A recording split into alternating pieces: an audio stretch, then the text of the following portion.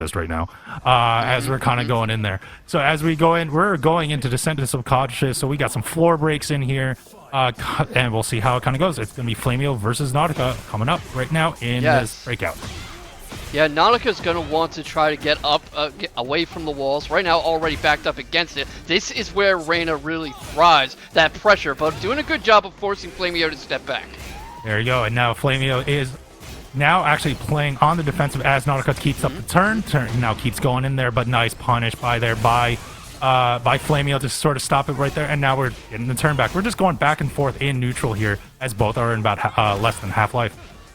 Yeah, you were talking about small Tekken. I don't think we're going to get much of it here. They're both playing a bit defensively, but they are really throwing the whole book at each other in this first round. It was weird. It was like they were playing small Tekken with big moves, actually. That's what it felt like. Because there was no big launches, but there were heat engagers, as we just saw there, by flameoo. flameoo's trying to get it there, but nice duck by Nautica to stop that pressure and get out of the wall. And now doing some low pokes to get out of there. Started with the infinite kicks. Whoa, nice duck on the Electric Wing Office, but there's the dash by flameoo. flameoo is making very good use of that stone head as a way to disrupt Nautica's pressure and take his own turn back. I'm noticing that a lot, really making that a key part of the offense. So I wouldn't be surprised if Nautica starts looking out for it. Nice pickup by Nautica. Nautica's going to bring it all the way to the wall. This could be dead if he plays it right. Oh, it should be. No, he didn't activate Rage Art there. Oh, the sidestep! There's some small Tekken for you, the lateral movement. Too many people tunnel vision and then they forget this is a 3D game. I was gonna say, it was like he had time to do to end that round with a Rage Art, but did not do it right there, and now it's kind of paying the price as flameoo's riding that momentum. Oh, kind of continues the string with his back turn, but no, Nautica was not able to finish that off, and now here comes flameoo going in with the launch, but drops the combo. I liked the tracking there from flameoo. Knew that Nautica was going to try to roll to the side to get away from the pressure and immediately pick back up. And already 2 rounds up. This is starting to be a very flameoo game. Right now it's looking like the flameoo momentum right there. Nice little slide by Nautica. Nautica is trying to wait. No whiff punish though on that big move, on that big mid, but the nice little punish though by flameoo to get it. But here comes the heat engager by Nautica. Nautica's very fast to activate heat, I'm noticing. Just immediately throws it out there. Might want to be a little more conservative with it, but it's certainly working this round. It's working right now. He's gotten the life lead, a huge life lead right now to try to tie this up. We'll see if he's able to close it out. He gets some plus frames on the one running 3-2. Called out the flash combo before. Going in sensei stance right there. We'll see, going for the mix. Nope, just went for the high. Oh, ducked the high, but no punish. But gets the throw to end that round. We're tied up on rounds here. Final round, game 1. I'm going to have to ask Asherbacher, one of our other wrestling friends, what move that was, because that looked like some WWE stuff. But right now, Nautica's trying to take the advantage back. Way behind on life to start with. Gets a nice sidestep going. Neither of them have touched their heat gauge yet. Going into the intricate, nice whiff punish by flameoo, but kind of comeback, took his turn back as Nautica. But now we're trying to go in there, nice at take turn back again by, whoa! Weird Harada interaction. Harada movement, and now, I was going to say, was flameoo going to get it, close it out there? And does with the down forward 1. Right there, flameoo takes it, game 1. We'll Something interesting. Go ahead. Something interesting that you mentioned at the start was that how Lee can play very keep away and a bit of a light zoner approach. You're not really seeing that with Nautica. He's happy to mix it up with flameoo. Do you think he's going to take a more defensive stance in the second game? Well, he has to do something to change it up a little bit, and knowing how flameoo is actually going a little aggressive, that would have been my way of doing it, is trying to see if he can bait out a counter hit, use some of your plus frames to your advantage. But right now, you got flameoo kind of going around with some of the 3D movement, going around sidestep, side walking, keeping Nautica right at the wall. But there you go. There's a heat engager to a punish. But again, the nice lateral movement sidestep by flameoo to avoid that pressure, and then is able to close out that first round in game 2. Do you think Nautica has any tools in his box to kind of shut down this lateral movement? Because flameoo is dancing circles around it. He's not keeping him away, or at least that's my... If I saw this sort of gameplay, if I see someone aggressive, I would sort of try to zone him out with the length of limbs that Lee has. Use Hitman stance a little bit more. Use a little bit more evasion. But right now, it's... I guess he's just trying to survive. And there's all these weird interactions right now. Like, flameoo is just getting all the fortune here when it comes to the sidesteps. It almost makes you wonder if there's some matchup familiarity at play. He starts to close the distance, avoids the spring kick. One interaction away, 19 seconds left, gets the kill, ties up the second game, but you don't see as many Reinas these days, is what I was gonna say. So I have to wonder if Nautica is kind of learning the matchup live. I think he actually knows the matchup a little bit. It's just that he's not using the zone up tools. Maybe it's just a different style arena that he's seeing. Because like right now, flameoo is playing it very, very aggressive right now, and on top of that is on top of the punishing as well. So it makes it kind of tough for Nautica here, as no electric wing office, but just the plain one is able to close out that round, and now flameoo is on game point or set point. Not only set point, but the floor is purple. One good shot away from potentially our first floor break of the set. You see Nautica warming up the lateral movement, getting some good side steps going, gets the launch punish. Right now, seeing if he can carry him up to the wall. flameoo splats, goes through the floor. We have a floor break, and Nautica's keeping himself alive a bit longer. Using the slides, trying to stay alive here, but the electric wing godfist on the whiff punish.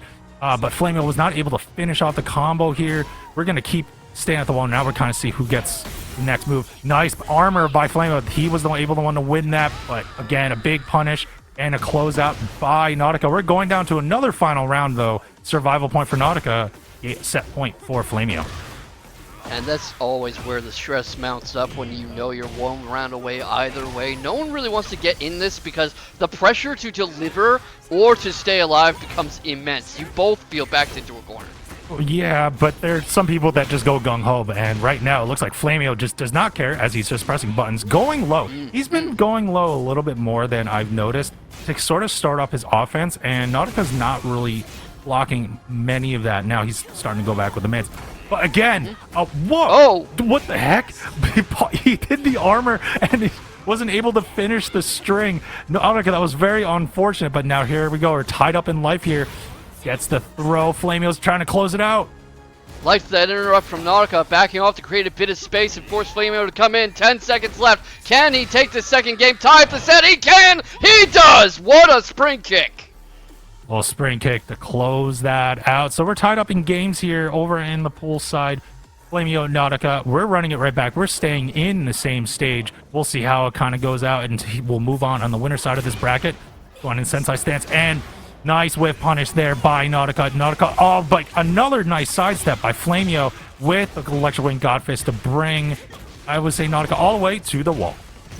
Yeah, all the way to the wall. That's where I was talking about at the very start of this. You don't want to be here against a Reina. You don't want to be here against most characters, but Reina especially can be a big pain. Nautica does a good job of getting away, starting the pressure back up, keeps the combo going until flameoo is high splatted. Floor is purple now. One good blow can break him through. Well, there you go. We got a heat engager and nice demon breath to end it on that string. flameoo takes the first round in this final game. Oh, but nice little counter hits by Nautica, and nice parry to stop that pressure by flameoo, and brings Nautica all the way to the wall with that really weird 3D interaction. Gets the break off it too. Not the weirdest break I've ever seen. Potentially up there, but flameoo's not complaining. Has Nautica against the wall again, and through the floor again. All the way to the depths. Say hi to Jun Kazama right now. And flameoo is trying to seal the deal. Hi, Mom. Oh, hey, Jen's not my mom. Anyway, as flameoo is kind of going in there, trying to find another opening. Nice duck by Nautica to stop on that string. No big punish. A little down jab to stop the pressure by both players here. But there you go. We got flameoo going in with the big mid. Is up 2 rounds quickly here and is on set point. Yeah, you can see right there that Nautica exploited flameoo's aggression a bit. Set up the second hit of the string to catch flameoo coming in to try to counter. Can't stop this armored punish though, or the electric wing godfists that come out. And you see flameoo making very good use of, I almost called her Asuka, I'm sorry, Reina's fundamental traits. Her hentai stance, her flesh punch combo, her electric wing godfist, all that. Oh, well, I was going to say, that wing office was from downtown on that whiff punch. Oh, and the crumple stun. This is not going to look good for Nautica. It's not dead, but it's going to be very close. Gets the dash. Oh, it was dead. Wow, even with the dash. All right, never mind. I'm sorry. I don't remember scaling that well. But anyway, flameoo is going to take that match, and we'll move on into the winner's side of pools. down, but definitely up close as a striker. And Yeah, interesting costumes here. I think you've got a bit of the cyberpunk edge runners from Matsune Hiku, and straight up Ryu with Crab Raccoon, and you are the June main here. Tell me how you feel about the matchup with Lili. Well, with Lili, it's going to be lots of evasion and everything, so you're going to use a lot more tracking moves, a lot of homing moves, I should say, by Jun, and there are a lot of them are plus frames. But as you can see, the evasion, nice throw break there by Hiku, and Hiku is going in and just keeping up with the pressure and mixing up. That's pretty much what you need to do as well with Jun, is try to use your stances and get the mix-ups. And there you go, big Kazama powers from the ground. Hiku was able to get that last hit and get that first round. Crab Raccoon hitting so hard in that first round that everyone has forgotten who is who. Matsune Hiku on the offensive right now. Activates heat, charges right in. Bit of a neutral jump. That was an interesting choice, Toma. Yeah, it was. It was an interesting choice. As I'm trying to look over here, I believe actually it's going to be Crab Raccoon is actually the is the Jun. But as we're kind of going into this, going with the, there you go, there's some plus frames there on the forward 1+2. Oh, a nice Kazama 10-frame punish there. Kazama power by Crab Raccoon to keep up at bay. And like, look at the life is already gone there. Down. Oh my goodness. Yeah, all that damage. As I used to say, that's a lot of damage. That's why I kind of like Jun as well. She has a lot of damage that's very deceptive. So if you know how to use her optimally right there, you don't care about the life penalties. And now we got, oh, nice punish and pickup by Hiku. Hiku is going to use the Rage Art here. It's not going to kill, but it's going to able to get all that gray life out of the way. And we're going to get down to one last interaction here and see who's going to close out this round. Gives Matsune Hiku all the space she needs. Immediate heat activation. Sees the spring kick coming. What do you think the decision making was there with that spring kick? Because it didn't seem to work out. It was panicky. Oh, there's the cans. We're now going to go to a bread and butter combo. 1-1. And now what are we going to do? We're going to bring it to the wall. Oh, that different combo to bring to the wall. All right, that's fine. That big punishable right there. And that's right. Hiku should have punished and is able to punish. Gets a nice setup there to go across on the wall. Oh, all right. We're seeing a lot of interesting lateral movement here too. A lot of side switches along this wall and pressure changes from both players. Well, yeah, but right now you saw that there was a big punch sabaki by Raccoon, was able to actually get that momentum on that match or on that round, and now we're tied up here in the final round. Oh my God, there's a lot of weird interactions because you got two very evasive characters with their sidesteps. Yeah, and it seems like Crab is keeping Matsune Hiku kind of frozen in place. Finally, Matsune Hiku back on the offensive, but was making no attempt to block those lows, wasn't really sidestepping or trying to get out at all. Throws broken by Crab Raccoon, who activates heat, has another interaction left, gets the kill! Game 1, Crab Raccoon! Big, just probably caught him on the sidestep or something, but Raccoon was able to get that heat smash in, and then is able to take that round and that game. So he's up 1-0 here. Are we gonna send it back? No, it looks like we're gonna be switching stages here. I believe yes, we are. We're gonna be switching stages. We're gonna see where we're gonna go next. But a stage like that, like Jun, really, they both actually work well with walls. But I think this one worked a little bit better for Jun because she can adapt, she can adjust her combos very well, depending on how far or close she is to the wall to maximize the damage output. Yeah, that's exactly what you saw Matsune Hiku trying to do. And right now we're going into Coliseum of Fate. There are walls there, but it's one of those quasi-infinites because it's so big. What are you expecting from both characters here? I'm going to see about if we're going to see more Hiku going to be doing more sidestep. He found out which moves are very linear under because Jun does have linear moves. So you have to kind of go there. But nice block on the stomp by Raccoon. Gets a good punish. Oh, but the back three, the cartwheel goes for it. Now we're going to go for a big combo here. Going to activate heat. Nope, we're going to go right in to Miyari 2. Or I should say Genjutsu right now. 2. Sorry. Yeah, managed a good job with that duck, but not really going to be able to stop Crab Raccoon from getting the launch. Finds the wall like he wasn't able to do last time, and a very quick KO from Crab Raccoon. What do you think Hatsune Miku, whatever, can do to get back in this? Well, he needs to be able to sidestep again. Now, we got Raccoon using some of the homing moves, but not So much of them in neutral. Oh, the 4-2 Tooth Fairy. That's a big counter hit. And now just taking full advantage here and mixing him up right now. Hiku's getting mixed up with a lot of these strings and just guessing for life and has just been guessing wrong. Yeah, that's part of Crab Raccoon's biggest strength as he finds himself on set point. He's just forcing wrong guess after wrong guess after wrong guess. But right now, Matsune Hiku has really ramped up the aggression, I think. Already has heat going, and Crab Raccoon's having a hard time getting any good hits in. There you go. Nice little sidestep hop kick right there. This should go into a full combo and then take it out. Gets that round. Hiku is able to get on the board here in game 2. And now we're going to see what's going to happen. Yep, good. You did not fall for that frame trap. A nice little tiny jab punish there by Hiku. But here comes Raccoon trying to go in and use a full install power.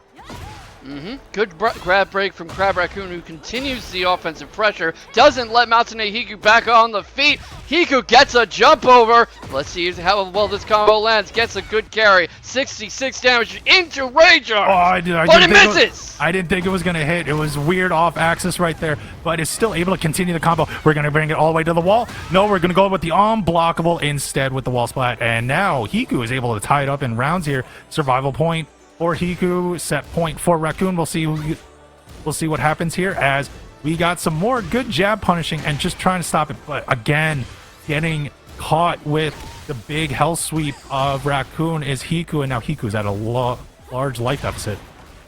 Yeah, but this is a game where that deficit can disappear in the blink of an eye. Already, Matsune Hiku is narrowing the difference. Goes for the unblockable again. Gets him again. He's very good at setting that up, I'm noticing, Toma. Yeah, he is pretty good setting up. Oh, big whip punch. Nice throw break again by Raccoon, but big counter hit, and this should do it. Hiku gets a game on the board. We're tied up in games 1-1. We're going to see if Raccoon's actually going to run the set back or kind of bring it to a different stage. It looks like we're going to bring it to a different stage right now. Kind of wondering what we can do. Go ahead. Maybe wants something more with the walls, like you were saying, because she was doing very well, Jun Kazama, Crab Raccoon, on that beach stage with the tighter walls, with less room to move around for Matsune Hiku, but also got to deal with that unblockable. Got to find a way to stop Matsune Hiku from falling back on it. Well, we're going to get at least for one round, unless they the stream killer. They're gonna unless they activate the wall hazard here, at least one round where it's a relatively small stage. Going with the down forward 2. Oh, tried to do a punch Sabaki, but instead of getting a punch, got a kick instead. So Raccoon's paying the price for it as Hiku was coming up with a punish. Right now, not really anything going for Raccoon. That can did not work out in his favor. Sidestep hop kick from Matsune Hiku again into the splat on the wall. Catches him trying to get up, keeps him on the back foot. Jab punish into a grab. And no throw break there. That was actually the first throw, I believe, that Raccoon was not able to break there. Try to get it with a down forward 3, but gets the cans instead on counter hit. So this is going to be a big combo going all the way to the wall. Back 2, there we go. Back 4-2, I should say, to get that full damage. See, 100 damage on that combo. Goes into throw. Press standing 3. Oh, that doesn't hit. I thought that would hit on Oki. All right. Yeah, Raccoon must have thought so as well, or was just anticipating an earlier get-up than he got. But Matsune Hiku back on the offensive now. Gets the tornado, activates heat, continues bullying Raccoon towards the wall, but doesn't get all the way there. Raccoon trying to force him back. Gets caught on the slide. Wow! That is gonna reach the wall. The sidewall pressure is real. And right now, Crab Raccoon has everything he needs to tie up the game. He does. And does so right there as we're kind of going in. Raccoon's able to tie up in the rounds. Nice throw break again by Raccoon. Tries to get in there, but the cans did not work this time as Hiku drops the combo. And now we got the down forward 1 punish there by Raccoon to start it off. But now here comes Hiku. Yeah, here comes Hiku. Waits for a moment for Raccoon to get up. Raccoon goes for a can, not going to work out, but the heat's active, gets the tracking options going, forces Matsune Hiku back, continues the pressure, and Matsune Hiku can't sidestep, can't get away from the pressure. Yeah, well, that was because Raccoon was using more of the homing moves right there, using the forward 4 to sort of stop any sidesteps right there, and got the guaranteed 1+2 to sort of stop and get the full knockdown. And now, man, I know that setup. As we're kind of going in there, nice down back 1-1-1-2. to get there. Gets the floor blast, and now we're going into a full combo. Gets the tornado. There you go. Activate heat right there. Oh man, look at all that damage going into the low heat smash and the second low heat smash right there. And that's Raccoon. the set. Raccoon takes it fully 2-1 over here on Breakout. We'll move on. It represents MTS. Good old MTS. That's the org that I also represent too when I'm working. Not for Breakout, but you know, we're our friends here. We do help each other out. That's what good orgs do with each other. And I thought it looked like we were doing a button test, but never mind. Big mid by FiveFour. FiveFour is now going to try to keep Snatcher at the wall and is able to, and then uses sword floor to keep at bay. Wow. Just caught. Oh, wow, Zan. that was sick. Oh my goodness. 14 seconds. I'm not sure Zan even pressed any buttons in that round. Finally gets a sidestep going, gets a bit of offense on his way. What do you think Heichachi's options are in this matchup? Well, I mean, he kind of has to go into his stance a little bit more, but I will say that FiveFour does know this matchup very well. We have some very good Heichachi players on our servers over here, so he knows the matchup very well and probably practices with them all there. As we get a nice throw break and nice sidestep by FiveFour, goes in with the low heat smash, takes it out right there, and now keeping Zan over at the wall and goes in with the string with the mid and takes him out. And now we're already going with the floor is lava part of this stage.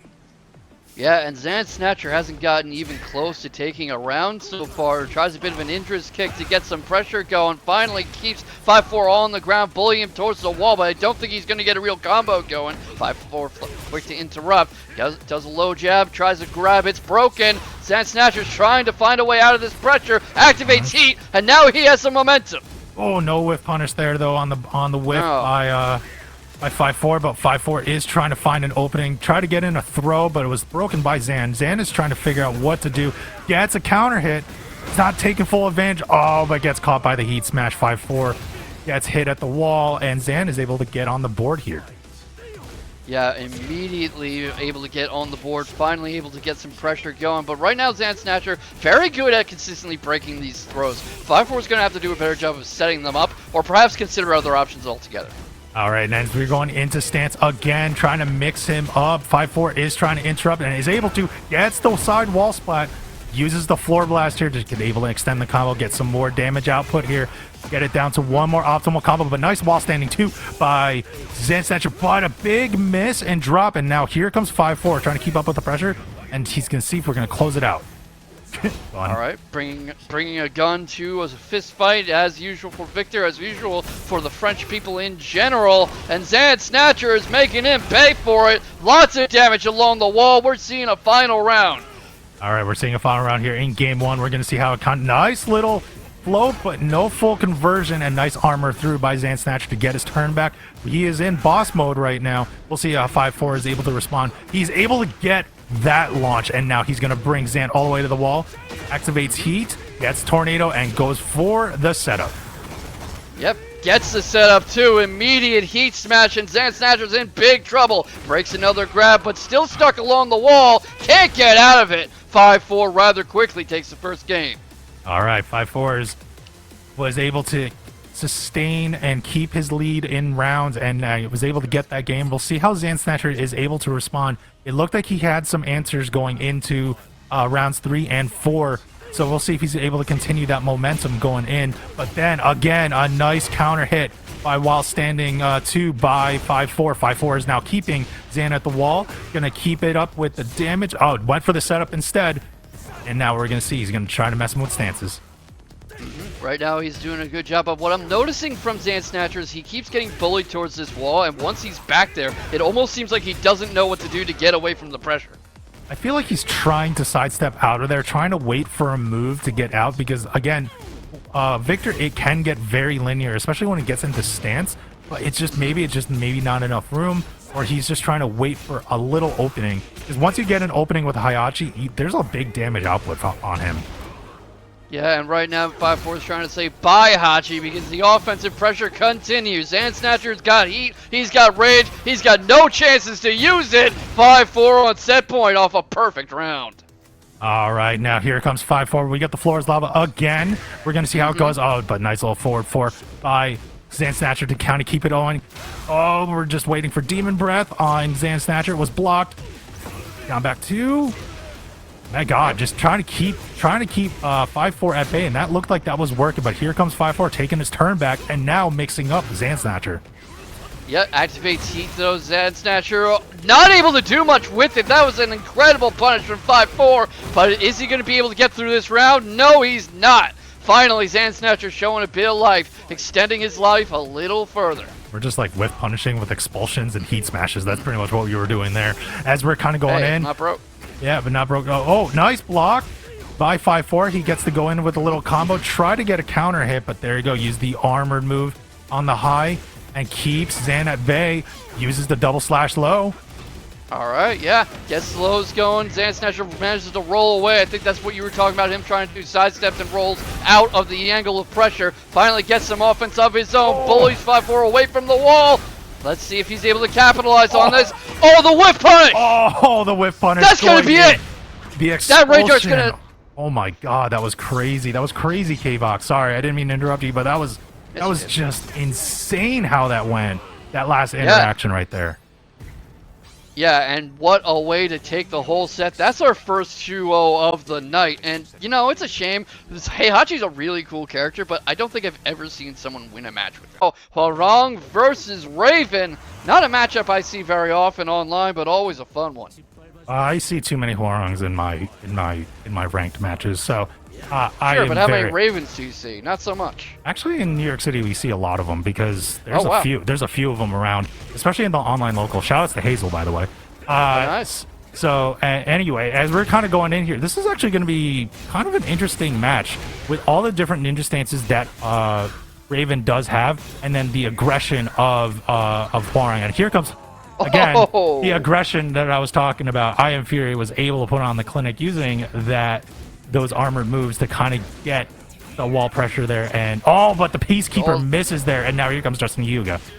Beautiful sidestep from I Am Fury, who keeps JustinHyuga at bay for the moment at least. Gets a bit of a dive kick, low set up, but not able to get much further than that. JustinHyuga right into heat, keeps the juggle going with Hunting Hawk, gets him up against the wall, and is just teeing off on him right now. The level changes are there, the stance changes are there, the grab for the kill, and I Am Fury in danger of taking a no-round round. Yeah, well, that's what happens when you're when you have a Hwoarang who has a very good plot pilot with Justin just kind of knows how to optimize there. Nice back 3 to go in there to get I Am Fury into a pretty precarious position right now. Try to use the back 3 setup again on Oki, but nice throw by Fury to kind of sort of stop that pressure, and maybe you'll get it. No, but big whip punish again by Hyuga, and now we're kind of right back into neutral and see if Fury's able to close this out. Oh, he's trying, that's for sure. Good use of the body doubles to get away from pressure, but he's into the Rage Art. He blocks it. That might be the ticket to his first round. Is it? It is. And it's his ticket to the first round, like you said. So we're going around to round 4 here. Maybe the start of a comeback. Nice little counter and down forward 2 by Fury. Fury's able to bring it all the way to the wall, but sidewall interaction. Sidewalls does save lives, but now Fury is in the unfortunate position with his back to the wall. Here comes Hyuga trying to keep up with that damage and try to close out that round. Good thinking with the spring kick to get out of there, but not really able to stop the lows from JustinHyuga or that wall blast. High splat for his trouble. Hyuga stays in Flamingo stance, tries to keep teeing off. Fury has rage, no chance to use it. There goes the first game, and Toma, JustinHyuga's just running away with this. Yeah, I mean, like I said, JustinHyuga is a very, very great Hwoarang pilot. I've seen him play a lot. I get confused on what's going on when he's going into the different stances into Flamingo. There's just a lot. I didn't see a lot of blender, any of his blender combos coming out, but he was just trying to keep up close and personal onto Fury. But like I said, we'll see how Fury's able to respond here, as you know, these are both high-ranking and really high-level players. So we'll see how Fury is able to respond in the dojo with multiple walls here. Oh, this is a scary place to be against someone like JustinHyuga, who immediately tries to reset the momentum. Bit of a trade in Fury's favor, but not able to stop the offense just yet. And now we're kind of going big armor move by Hyuga to keep his turn. And now we're going with the forward 3 to stop it. Oh, and now we're going into the combos. Breaks the wall. This should be dead. Yep, there's the tornado. Oh, he misses it. He drops it. Spring kick gets Fury back into this, but that's so much life to steal back. Oh, whoa. Fury is making it different right there. Oh, there. Oh, look at this defensive movement, Toma. Look at the ducks, the weaves, the dodges, the getting killed. Yeah, just never mind. Wasn't even able to. Was getting a lot of the ducks, was not able to get a big whiff punish on there, but here comes Fury, able to get the heat engager on the mid and trying to keep bringing Hyuga to the wall, but Hyuga's able to take his turn back and prevent the double ninjas to come out by Fury. Yeah, and that's showing that Fury does know how to knock the brakes off the train if he wants to, if he sees a good opening. So Hyuga has to be careful not to go too unga bunga here. The offense is working, the rushdown's working, but he can't go full schoolyard bully. Well, I mean, Hyuga was able to get a proper punish there, and now he's up quickly. 2 rounds to 0 here, and he's on set point. Nice sidestep to a down forward 2, and now here comes Hyuga, bringing him all the way to the wall, but not to use the wall interaction, but uses the Peacekeeper to catch him out. Oh, but now Yuri's trying to come back. Yep, uses the Shadow Clones to get out of pressure. He's going to that well again. Right now he's forcing JustinHyuga back, but not able to stop this. Uses the Shadow Clones again as a quick escape. Has heat active, tries to sidestep, gets hopped in for the trouble. That should be the kill, Toma. That should be enough. It is! And a rather swift 3-2-0 for JustinHyuga. JustinHyuga put on a clinic right there with his Hwoarang Breakout Series own King Surbot here. So he's trying to represent home court as we're kind of going in with the Zaf Panda is what I call it because it looks like Zafina. A little, yeah, I see it. That's what I call it. Big launch there by Surbot, and here comes Surbot. Uses the booty to stop and maximize the damage at the wall on MCD. Yeah, in the early stages of this game, this is not a very good stage for Lars because he's not really going to be able to move around away from the pressure by King Surbot very easily. Oh, nice little activate on heat to stop some of that. Keep his turn by MCD, but here comes Surbot. Uses the 1-2-4 string or 1-2-3 string to stop that and gets the low to hit and gets that first round. Yep, good trade at the start for MCD, who's trying to keep the pressure up. Has a slight life lead, but that could disappear in instant. King Surbot goes back to Hunting Bear, backs off a little. He's trying to catch MCD pressing something, closes the distance. Good counter, claw swipe. He's got the wall pressure going, Toma. Definitely does, but oh, nice low parry by Surbot. Surbot's going to be able to use this all the way to all damage. Oh, but it was sidewall interaction. Nice spring kick again by MCD to get out of there, but it is unfortunate as he puts himself back at the wall, and now here comes Surbot, uses the booty to finish off with the full damage, and is able to go with the double lows to close out that round, and now we're going to the second part of the stage with Surbot on game point. Now, this isn't a true infinite, but as the stage opens up more, it is a bit better for Lars, in my opinion. He has much more room to kind of run away from King Surbot if he wants. But right now, King Surbot is not letting that happen. Gets the floor explosion into heat, gets the juggle going, keeps the pressure going, drops the combo finally, eats a punish by MCD. Let's see how far he can carry him. Well, MCD didn't really drop the combo, just too far, but he's trying to keep his heat timer going. But now here comes Surbot with all that great life, trying to get it back, activates Heat Dash, and trying to get some of those plus frames going in there. And now MCD is able to spend for his Heat Smash, gets a little bit of Surbot, and gets a nice counter punch. Oh, but nice low parry. Low parry by Surbot. And the big launch, and closes it out on the Oki. Surbot gets game 1 here versus MCD. That's the thing about King Surbot and about Panda. That's why I said you can never rule a Panda player out. King Surbot is very good at Okizeme, at reading where you're going to try to get up, and also those side switch throws. Definitely so, definitely so. That is correct. As we're going on here into this match, we got Surbot already putting MCD all the way to the wall. And now here comes MCD trying to get out of it a little bit. We're reset to neutral here and trying to see who's going to try to bully each other. And then it looks like it's Surbot that's going to bully again MCD right back to the wall. He's got to be careful about going to that well again and again, though. Eventually MCD is going to start low parrying. Well, he hasn't yet, and if it ain't broke, it don't fix it until he changes, until he gets that low parry to make him think about it. I don't see a reason for Serbot to change any of his strategy. Yeah, not yet, but it's something to be careful of as he's pushed back against the wall. Goes into Hunting Bear to force MCD back. Gets sidestep, but blocks the follow-up attempt. Immediate punish, and King Serbot is just running away with this. As we're kind of keep going forward here comes Serbot trying to get more frame advantage right now. They nice little activate of heat by MCD. Woo, big that heat smash hit from downtown, but big launch by Serbot. This is not looking for MCD. Are we going to use the rage art here? No, we're going to use heat. No. I mean, why need it? You need to smoke it? Don't. Keep it in the pack. Keep the lighter at home. And King Serbot on set point. All right, now we're going back to the second part of this stage, and Serbot is now on set point. And we'll see how MCD is able to answer back, but gets an unfortunate trade. But no, actually, Serbot was able to take full advantage.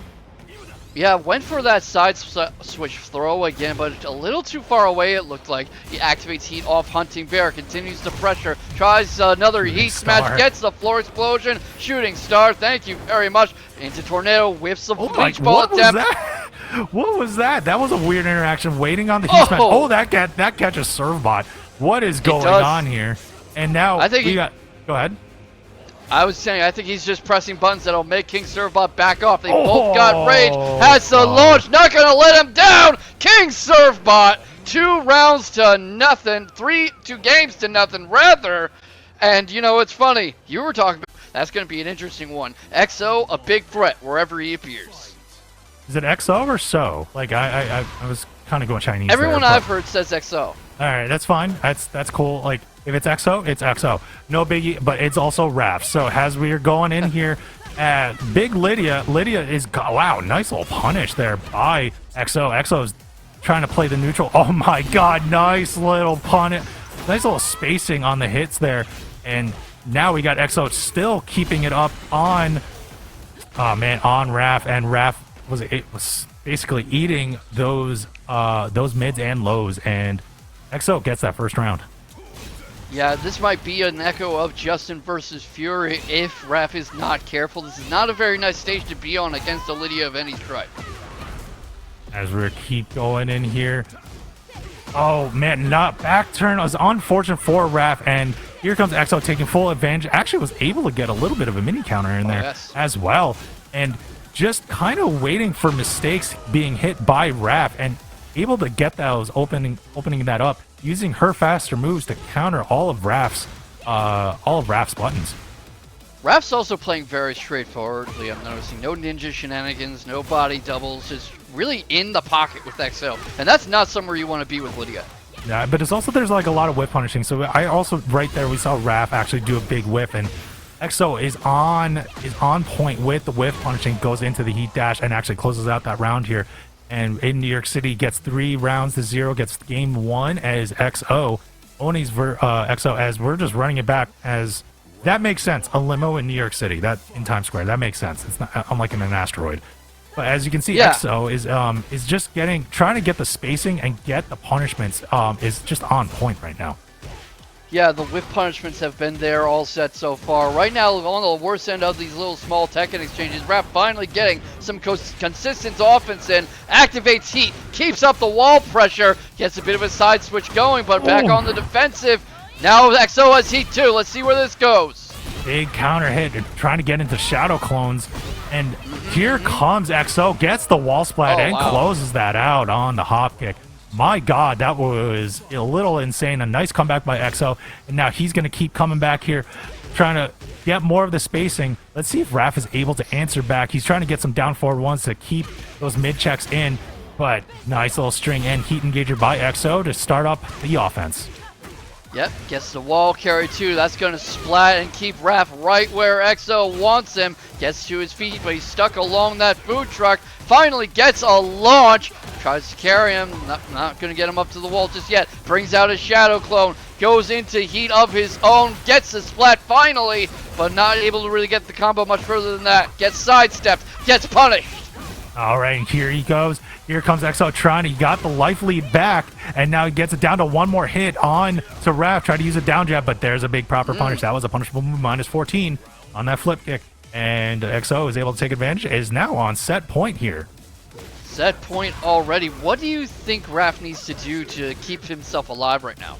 I saw him using shadow clones and stuff, but right now I am not really sure. It's really just making sure you don't whiff, because a lot of the punishment that XO was taking advantage of was all on whiffs.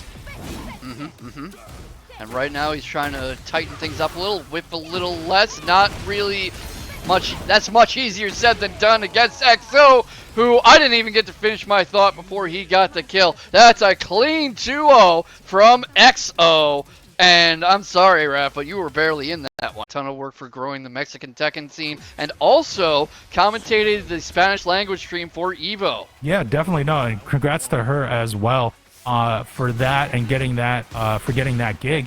As we're kind of going in here with RealNastyBeetle, kind of going in and getting in the heat engager and trying to keep RV Cris at the wall. Ooh, nice little knockdown there by RealNastyBeetle. But here comes RV Cris using his own heat engager. Yeah, he's doing a good job of forcing RealNastyBeetle back, but you're already seeing the range dynamics we were talking about, because RealNastyBeetle is doing a good job of just staying right on top of Cris's hitbox. All right, now we're kind of going in here. Now here comes RV Cris trying to chip away at this life lead, lets the heat timer run out, and RealNastyBeetle is just waiting for his opening. But nice little defense here by RV Cris, and uses the parry to get out of that. Immaculate time for the parry, honestly, but gets caught on that tracking sweep, and RealNastyBeetle has done a great job so far making an impression against a multi-time Breakout champion. Yeah, definitely, Ashervok. That was actually a pretty good memory when Chikrin used the get over here Scorpion Spear of Clive on Arslan Ash. But right now, RV Cris is trying to use that parry to his advantage. Gets RealNastyBeetle off balance. We're down to pretty much a tied life bars here as RV Cris is keeping RealNastyBeetle at the wall. What do you think of Clive's wall game as RV Cris tries to keep RealNastyBeetle splattered? At the wall, I think it's not the greatest, but his wall carry is insane. That I will definitely say. But here comes RealNastyBeetle, able to stop that pressure. Gets a tornado, but sidewall saves lives, activates the heat dash to bring it back into the neutral, into the center of the stage. Here comes RV Cris, trying to play some frames. We're both in rage. Nice little back two and down four by RealNastyBeetle, and is able to get up here 2-0 here quickly in game one. He's doing a great job of anticipating RV Cris's responses. As he gets to the high splat and is already keeping the wall pressure going, doesn't really get the read in time on that roll getup to allow RV Cris back onto his feet. But in general, he's been doing well at reading what RV Cris is going to do. Yeah, and that's how it kind of goes. Oh, RV Cris uses that special move right there. Gets RealNastyBeetle all the way at the wall. Man, he doesn't even have any of the installs, and he only has one install right now. But here we go. We got RealNastyBeetle kind of trying to get out of the corner. Really low life lead, or really low life, and RV Cris is able to take full advantage and get that first round. Yeah, it takes his first round on the board, bringing us into the third. You see RealNastyBeetle trying to time out these sword swings a bit. Makes sense. You know, what usually happens when you fight a swordsman with your fists? And man, I don't know, like, we have guns, we have beams in this game. It's almost turned into an anime fighter. Actually, that's what many old school Tekken players will actually think. But we got two big hook fists and kind of going in. Now here comes RealNastyBeetle. RealNastyBeetle is going to bring the twin pistons all the way to the wall. Uses Savage Sword, but the last hit does miss. And now here comes RV Cris. Uses the heat engager to kind of keep up with his combo, and the pressure, oh yeah, it's 50-50 there. And RealNastyBeetle is in a hard spot right now. Yeah, very, very hard, especially against someone who is so consistently so good with Clive. RV Cris has absolute classics with players like Joe Crutch, like King Ray Jr., like Pling, and he brings us to a final round. RealNastyBeetle has to get back in touch with his early momentum.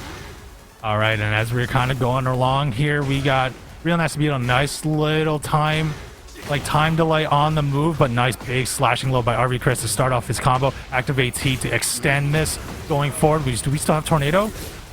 No, we do not have Tornado anymore, as you are keeping more. Oh, no throw break. And RealNastyBeetle is in a big predicament here with his back against the wall. Oh yes, but gets out of it, but almost immediately sidestepped. You see Chris's defensive awareness starting to come back. I'm aware I'm saying that while he's getting the living daylights comboed out of him, and as he gets splatted on the wall, RealNastyBeetle's teeing off, keeping him stuck up in there, keeping his guard high. Let's see if RV Cris can get out. Our Nope. RealNastyBeetle was able to get that throw and was able to close that out instead, as he was able to close out that final round in game 1. RealNastyBeetle gets that first game in winner's top 8, and he's one step closer to getting in to a top 8 qualifying match. Yep, one step closer, and what a heck of a mountain to climb he has in front of him, because this is not an easy competition to beat. This is not somebody he can just walk all over. This is not some newbie. I'm going to repeat myself. This is RV Cris we're talking about here. Yeah. And as we're kind of going in here, we're going to go into Phoenix Gate. I felt like we've seen Phoenix Gate like a bunch of times tonight in these pools matches.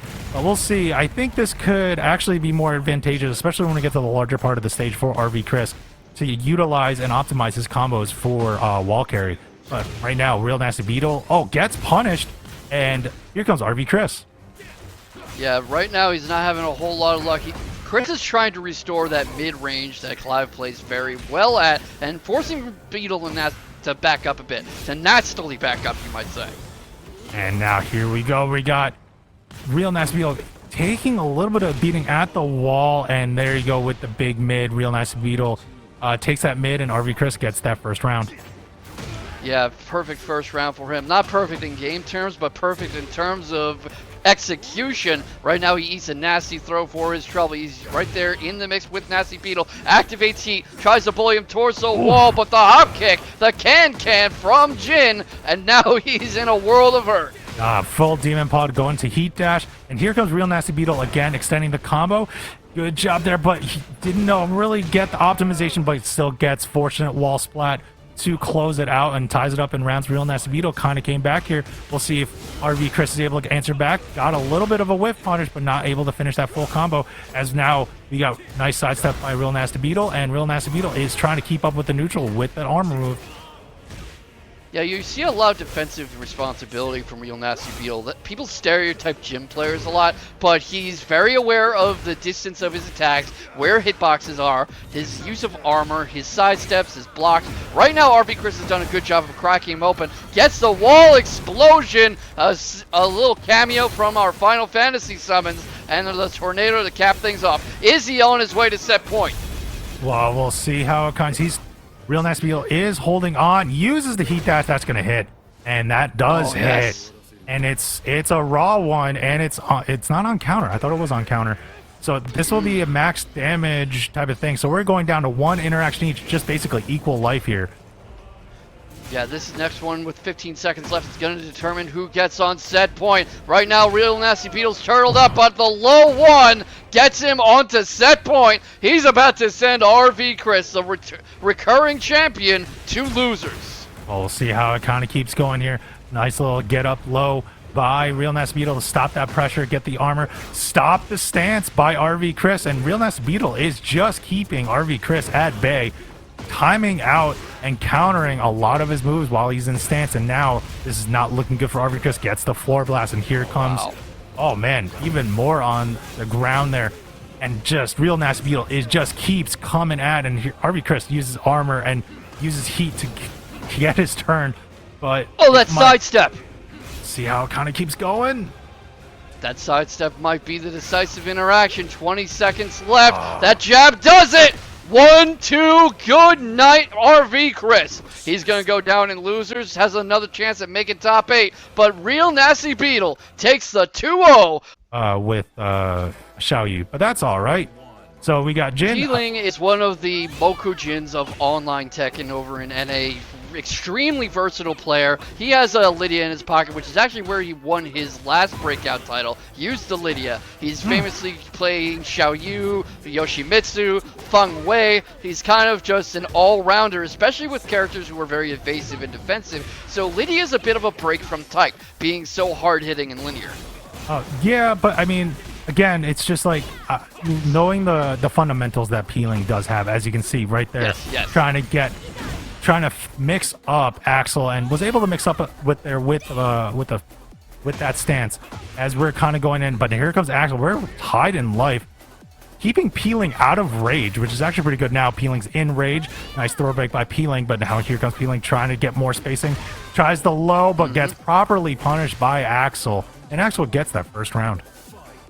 Oh, a beautiful first round it was. Interesting trade. Peeling's the first one back onto his feet to try to capitalize. You see Axel's trying to create space and allow for room to cut Peeling off with the jab like he's doing right now. Lots of work off his jab or with his low 3 as you just saw right there. Well, we got more little down fours to kind of go in there, but now here comes Peeling trying to go into stance. Uses the big low to get the knockdown, but nice proper punish by Axel to stop some of that momentum, maybe to keep Peeling from using those lows again, and actually getting some of these jab counters in to get that timing off again, and goes in, finishes it off with the big mid after the heat dash. And now Axel is up 2-0 here in game 1 of this winner's quarterfinal, top 8 qualifier. Ooh, while standing 2. You don't see this happen very much. Peeling kind of decisively on the back foot. Usually when he faces one of the other top online players, someone like King Ray Jr., then you'll see him on the back foot a lot, but you usually don't see him like this down here. So Axel's showing a lot of good stuff. I mean, Axel's no slouch at all as he's able to get the combo, gets Tornado, and goes Laser Scraper right at the wall. And now we have more stances, but nice duck again by Axel. Axel's able to finish that off with another Laser Scraper to finish and get this first game. Yeah, a no round round on game 1. I have to wonder if Peeling's going to consider a character change because it doesn't seem like his matchup against Jin is very good with Lidia. That looks like what it's going to be happening here. We are at least getting off the cabinet. We're not running it back. And we're probably going to see some of those cabinets right now. We're going to look like we're going to be in the lounge, in the Tekken Lounge arcade. There we are. Healing, looking like, what's that movie? And like there a were Disney a lot of Pixar, movies. Disney Pixar movie where it looks like a big marshmallow like kind of guy, like robot. Big Hero 6? Big Hero. That's what it was. Big Hero 6. There we go. Sorry. Like, I've watched way too many, like, kid movies, and they all kind of, like, look the same for me right now. Just, like I said, I have a kid. But that's what it kind of remind me. I forget when I see Peeling. I forget that's his avatar sometimes. But I'm assuming we're going to see... Yep, there it is. There's the Xiaoyu kind of coming up. And we'll see... We'll see how this character change will work out for Peeling, and we'll see how Axel will adapt.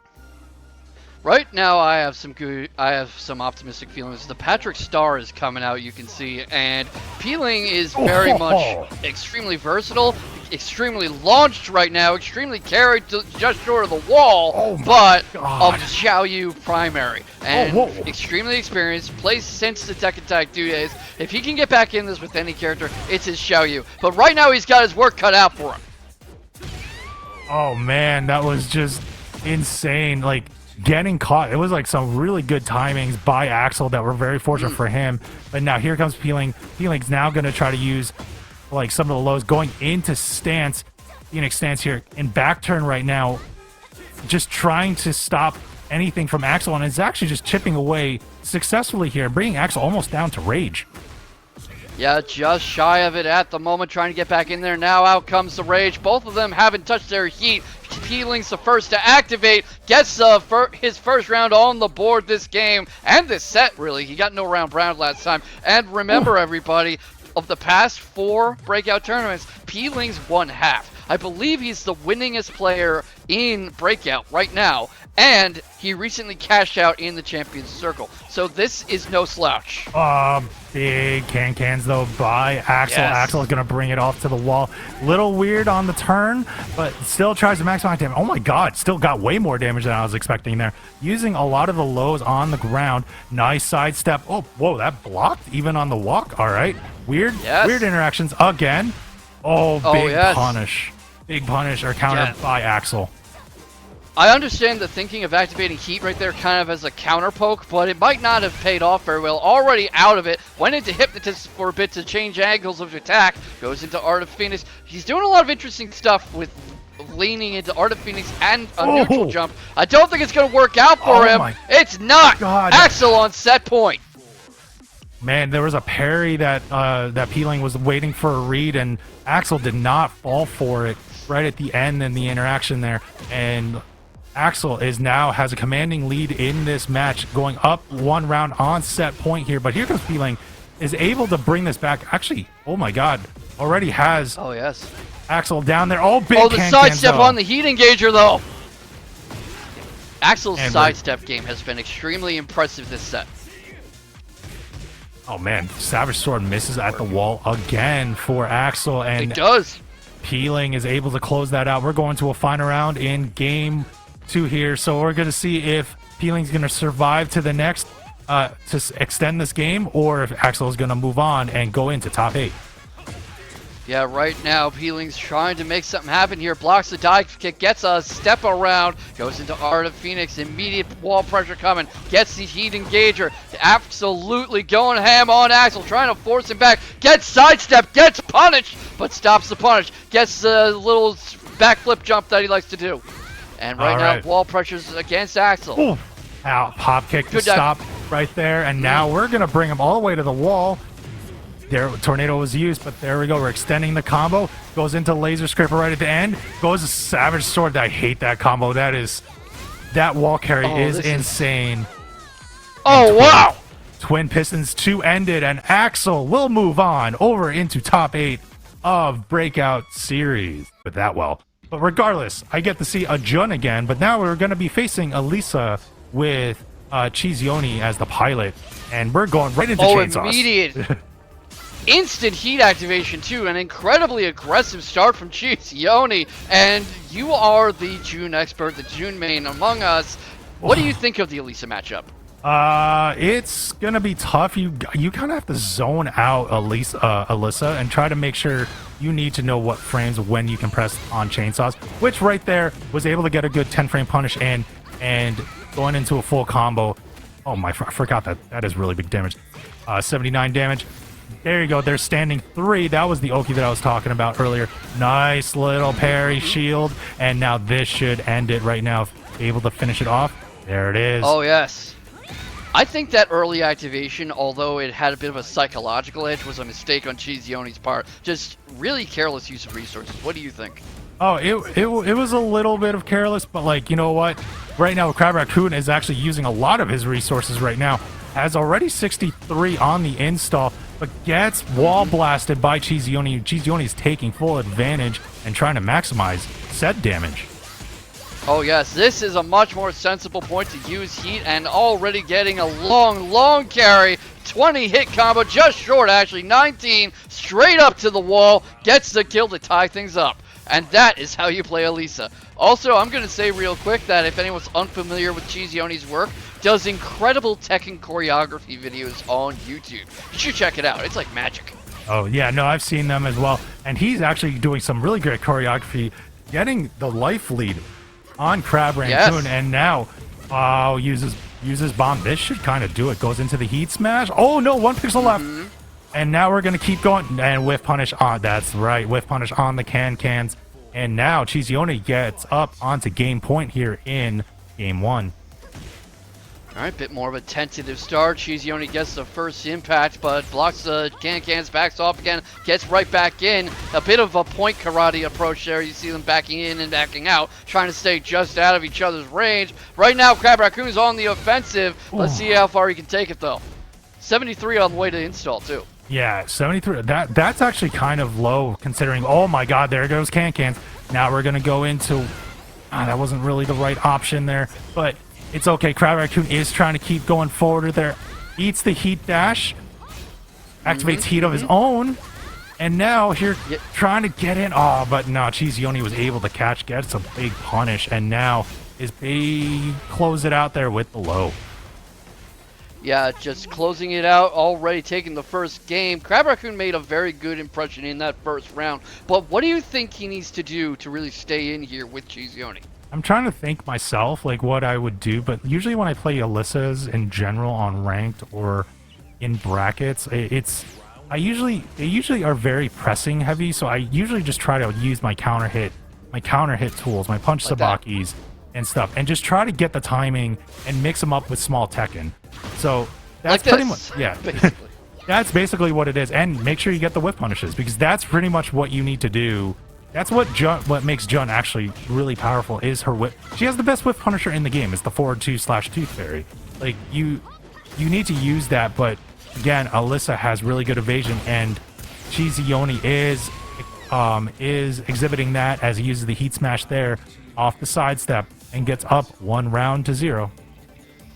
Yeah, 1-0, and this is not a situation where Crab Raccoon has much room to maneuver, not much room to allow this kind of thing to happen. Was doing really well at consistently countering CheeseYoni in that first round. That's why I was so amused when you were talking about counters, but not getting much chance now. No, not getting much chance now, and CheeseYoni is a very, very conservative Alisa. Really just kind of waits for his openings to go in and uses the frame advantage right there, and big whip punish again. But there's the big shove by Raccoon, but the forward two, or I think that's back two actually. I always forget the button on that. But basically, that big forward armored high by CheeseYoni is able to close it out. Yeah, great job closing it out, putting himself on set point already. CheeseYoni is tornadoes countered. Right now, Crab Raccoon's trying to play more of that whip punish heavy game you were talking about. Gets CheeseYoni up against the wall, tracks him as he tries to roll away, but gets sidestepped, gets sidewalked, gets countered on his own, and CheeseYoni has heat active, has the life lead. This is closing short tightly for Crab Raccoon. Yeah, it's really looking not good for Raccoon. Yeah, it's the spacing to whip on the heat burst. Ooh, gets connection on the heat smash by Crab Raccoon. Right into the chainsaw counter though, yeah. And that's gonna be the set. There you go, and CheeseYoni cannot barbecue. This has to be a losers match. I don't know which one. Yes, looks like losers top 48. We're gonna keep going through, see what the losers end of top 8 looks like. Right now, a lot of pressure from IMFury though. Smoking Hot Barbecue's having a hard time getting anywhere with this. Yeah, we're gonna be like basically losers round 3. So two, if you win this, you have 2 more matches to get into the losers top 8. So yes. We're gonna see how it kind of moves on. And now, here we go. We got Fury trying to get their big whiff punish though on Smoking Hot Barbecue, and now he's gonna bring Barbecue all the way to the wall. Doesn't want to use the floor blast, but gets Tornado, keeps him at the wall, and my God, just keeping Steve. I like the Steve Cat cosplay. Goes in the heat smash, and that Fury should take. Oh no, that wasn't there. Ooh. Oh yeah, uses the shadow clones to get out of it, but Smoking Hot Barbecue reads it, gets the floor break, gonna continue the momentum, activates heat, gets the wall carry, doesn't quite splatter him yet, but reads the get up attempt into a beautiful low parry, and this is how you get a good Steve going. He plays like an actual boxer with the pressure games. What a comeback by Barbecue. Barbecue was down to basically that health bar that you saw there.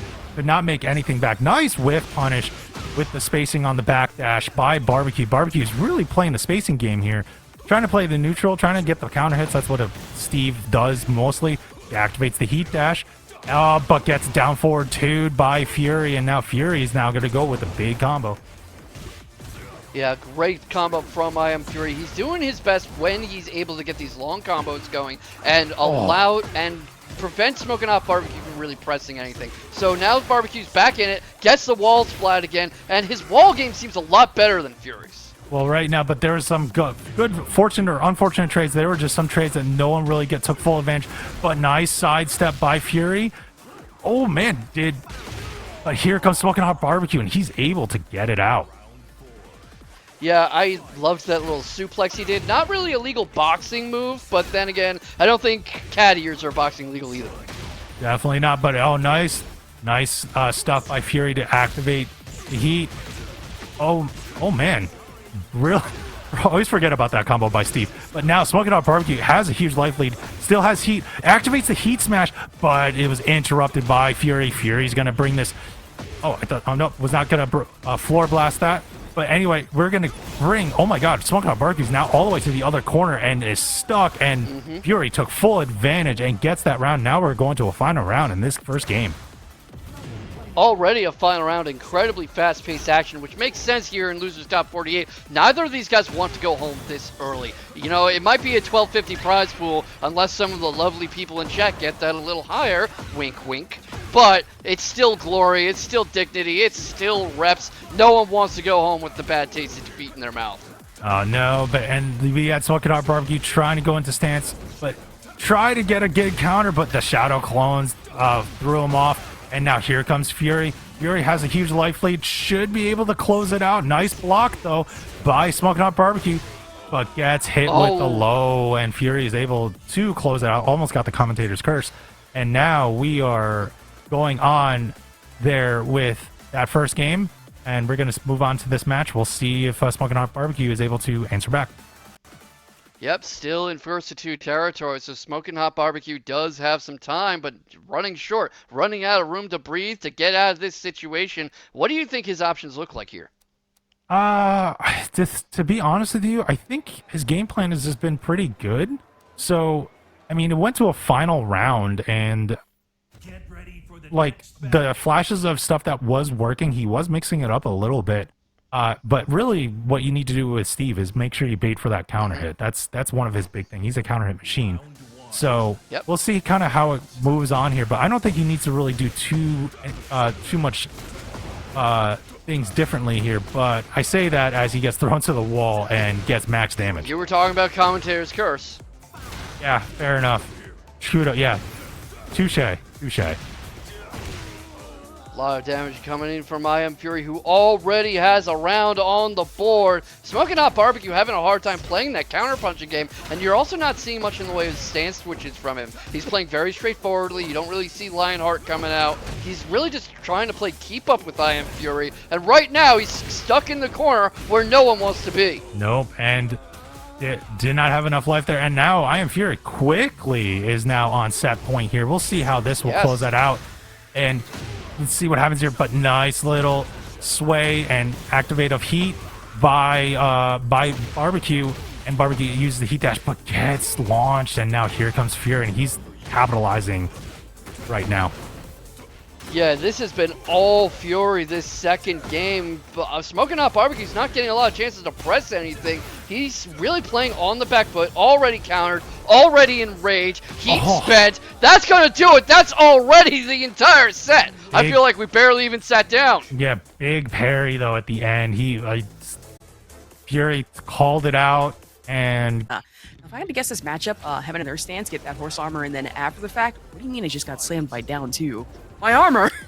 Yeah, for real. This matchup is like such a weird, like, check and pokey matchup. These two both fight with the same fighting style, so a lot of their animations and like general inputs can feel very similar. But Lidia, of course, having a million extra stances to layer on, and finding the gaps can be deceptively difficult because of things like that horse armor. Genuinely can be scary, and you have to find the negatives in those gaps as well. But for Axel right now, only able to do that off the 2-4, but still, mid-pressure off of gut check. At 1-2, at least off the 4 kicks, gonna have to work for now. Heat engage to actually break through here. Oh, I love the intermittent, very nice, as we see the back forward too. The intermittent down 4s here from Axel are just perfect that keep Zoe honest. Like, as many of these checks and stances that we're seeing Axel just straight up block. Not that one, unfortunately. I was gonna say, in a big Tekken action, you find yourself cramped across the wall like this, and for Axel right now, to find something, anything that an earth stance almost puts you through a loop, but still get that pressure, find negatives at that one, for the upper on the electrics, and then one spam into the dive. Yeah, using all of that fake pressure to try and build up. What a jab to intercept, barely taking the QCB3. It's such a risky way to pop the heat, but Accelerate it, able to get some damage down to into the claws. Of course, we're going to work with Rangers here. What a block. What an absolute block on that down two.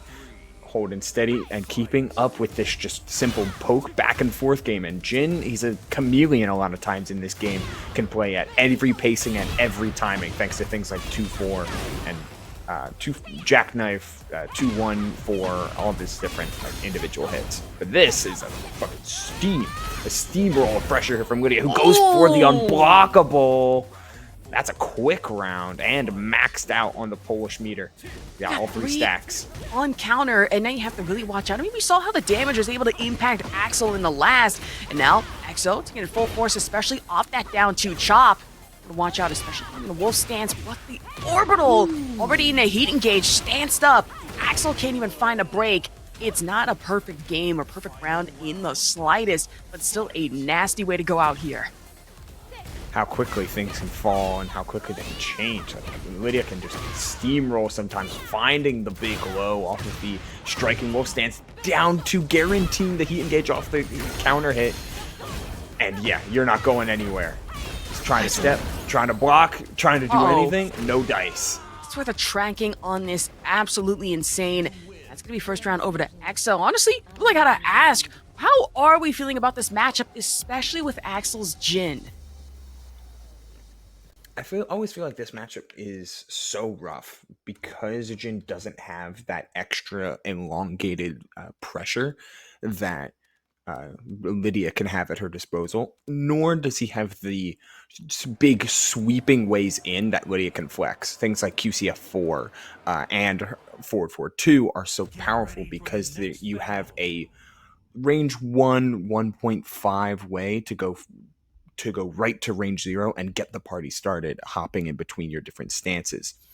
Jin doesn't necessarily have that. He has good pace breakers, but he's got to condition you out of sidestep first, which Zhou has been representing early and often, case in point.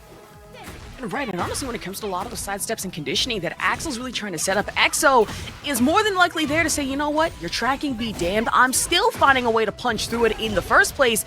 And just like that, Axel, swinging the dive in, has to recuperate off the wall standing 4, and still, good duck on the orbital. Oh, finding a huge wall rising 2 here, gonna get the full combo going. Oh, doesn't a little bit too not enough stage in order to really extend that combo further. Giving Zhou a chance, tries to check, but a little high crush guaranteed the follow up. And that's Zhou taking round 1. So round 2.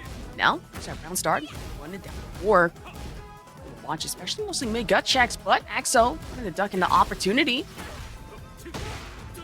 Ooh, okay. Raw stance into the Zenshin 1+2. Just peppering with these lows. Eventually, one of them's gonna get found out. I was about to say, conditioning maybe a little too close to the sun here. In this case, the Polish Prime Minister, low parry into a confirm. And now I'm gonna watch out, especially back against wall like that. Their stance momentarily, break it up off the 2-1.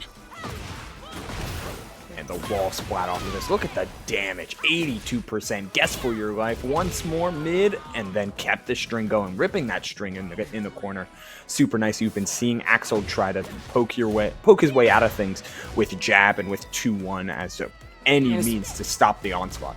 Especially out that last Lidia hatchet kick the air, really have to watch out for again, but bringing up off that 1-2 overhead, not going to work in your favor even into the heat engage. And now Axel forced to play defensive game, sidestep, launch. That's only going to guarantee a little bit of damage here. Man, another one of those of the heat engages after. And look at oh no, oh, this is dead. Here, Asher, oh no. Ooh, my back. 96 damage just out of nowhere. Zhou's got the routes online off a sidestep, sidewalk. Armor doesn't matter. It's there, it's online, and that's a quick low crush to have rampant amount of plus frames going from a multitude of ranges and free extensions of pressure. Makes it very interesting to see, like, hey, if I want to play the checking game, I need to assert my will and not my fake frames, but my true, honest frames. And that's what Nina can do best. Just take over a game.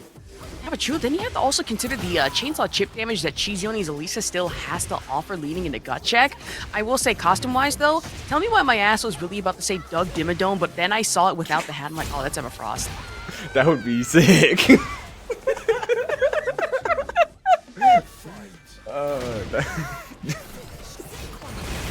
Oh, we need more of that. Okay. We need to lock it in, I swear. Already standing 4, going into the knee check, and already gun pressure coming into it from Riddum. Back flipper back into the wall, the 1+2. Okay, instant break though, like that from CheeseYoni, having the wherewithal. But these back twos have been insane from Riddum. Every time CheeseYoni wants to represent a sidewalk and just try to get away from the down forward one and the Hayashida step cancels, it gets blown away by those back twos. And if you're standing still, well, that's where these little crouch dashes and sways are going to be really effective. Ooh, I'll say just leading into that sneak stance, and CheeseYoni just trying to find a gauge on any of them. You mentioned these back twos have been almost dastardly to deal with. Follow up off the gun check again, and Riddum, fast fashion, didn't even need a floor break. All walls here.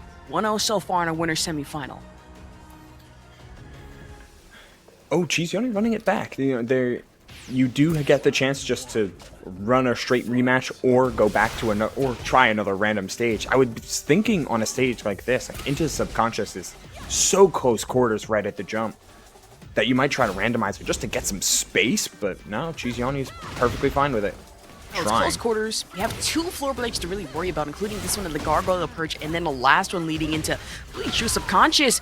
Now for CheeseYoni, get that one. Now he can gauge for the extension. Oh, okay. Ending out the conversion a little early, trying for the heat dash, keeping things safe. Barely whiffing. This is a nice low to close out the round. The CheeseYoni starting to get chances to represent more offense, and I guess the downside of controlling a game for so long in the case of Riddum, you never really got any of your defensive reads, but granted, you don't need them if you're just finding combos like this. Man, just Riddum conditioning CheeseYoni just to get caught off a crouch guard. And now, tool string throw. That's some nasty work. Grappler light action. Even then, tried to hop knee from CheeseYoni. Not gonna work in your favor here. Maybe I spoke too soon. Gotta be careful of those hop kicks. Alisa's got a bevy of them. All of them so powerful. Slide to find the wall. Heat dash again, keeping safe. All that health recovery was so crucial. And the sidestep, but no punish. Ooh. Shocked that CheeseYoni more aggressive than that, but still, low kicks, or going for the chainsaw mid-check, dive in as well. The duck under, a little too soon here. Riddum able to take 1 round up. That's tragic. Had the duck on the first hit, a back two. Wow, wait a minute. What a punish here. It's a tornado launch, so it's not massive damage, but hey, not massive damage, still 74. Feels pretty good. I mean, true, not massive damage physically, but mentally, if I get hit with 2 Lockheed Martin-worthy missiles in the middle of a match by a cyborg girl, obviously, I'm a little pissed about that. With that aside, standing for coming in from CheeseYoni. One pressure, duck under, Riddum tried the shoulder bash. Yeah, look how patient Riddum is playing here. It's like, all right, like you're playing a more offensive well, you're trying to check my checks. Well, let me try and enter some flash ducks here. The wall rising one is not going to find its mark, though. Riddum down 2 rounds to 1 here. CheeseYoni trying to make the most of the changes they have put into their game. Man, head over heels, I mean, quite literally coming in from CheeseYoni into the chainsaws. Riddum tried to sidestep. Now majority chain damage. Sidestep left for your troubles, though. It's a perfect round, and 1-1 here. CheeseYoni and Riddum. 7 golden letters. What a statement from CheeseYoni to be like, all right, you got me. You were allowed to play your game. I was not doing my best at the keep out and the extended stance pressure. So, you know what? Let me just try and do that. Be a little bit more active, find these quick jab punishes, and let them do the talking. Stay back to the same stage at that one, but pull back in the chainsaws off the dive too. CheeseYoni gonna close the gap a little too close for comfort. If you are Riddum, heat engage, side step right. Heat engage for your troubles. Oh, another cheeky sidestep there. Back to completes the string. That's a wall splat and a half here, Ash. And we're picking up after the attempted attack get up.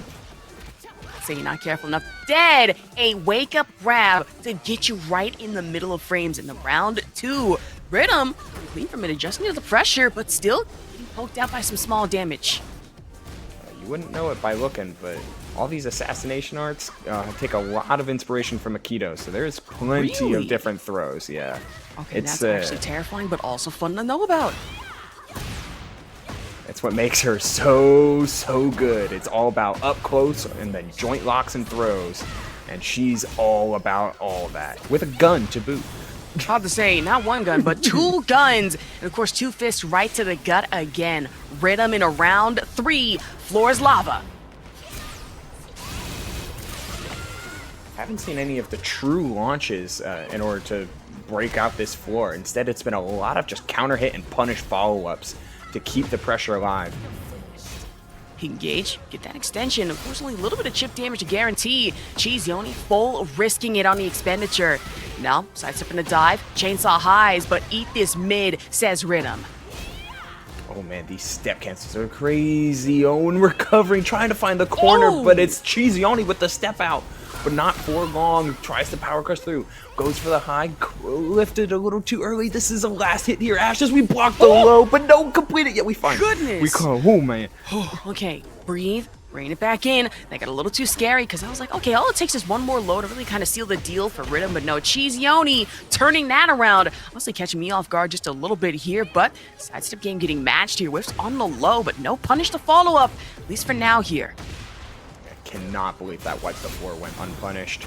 CheeseYoni again spending that heat quick as the sidestep getting caught by the down forward two. Oh! Dropped the combo. Unfortunate. I'm honestly surprised that Heat Engage didn't hand as best as I really predicted here, but now sidestep left again, chainsaw triple damage, trifecta from CheeseYoni, but still traded damage, gets knocked down, and Riddum winning the chow here. And it does hit, making sure it connects, keeping the combo simple, finishing off the round with a Rage Art, finishing off the set with a Rage Art. 2-1 finish. Lightning fast, and all about the variability of the usage of heat in that set.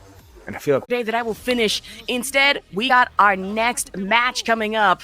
And you know what? I'm looking forward to it. It's that storyline before the storyline match. yeah, some infamy. We got the Dante Lee Xiaolong, then up against the R&B JustinHyuga on that Hwoarang. This is truly going to be a battle of timings and a battle of spacings a lot of time. Lee's got some good range on those kicks, but he's got to find the right hitbox and the right time to find those big counter hits. Meanwhile, Hwoarang, not just a masher, also one of the best defensive characters in the game, can really spiral out of control if you press into him at the wrong time.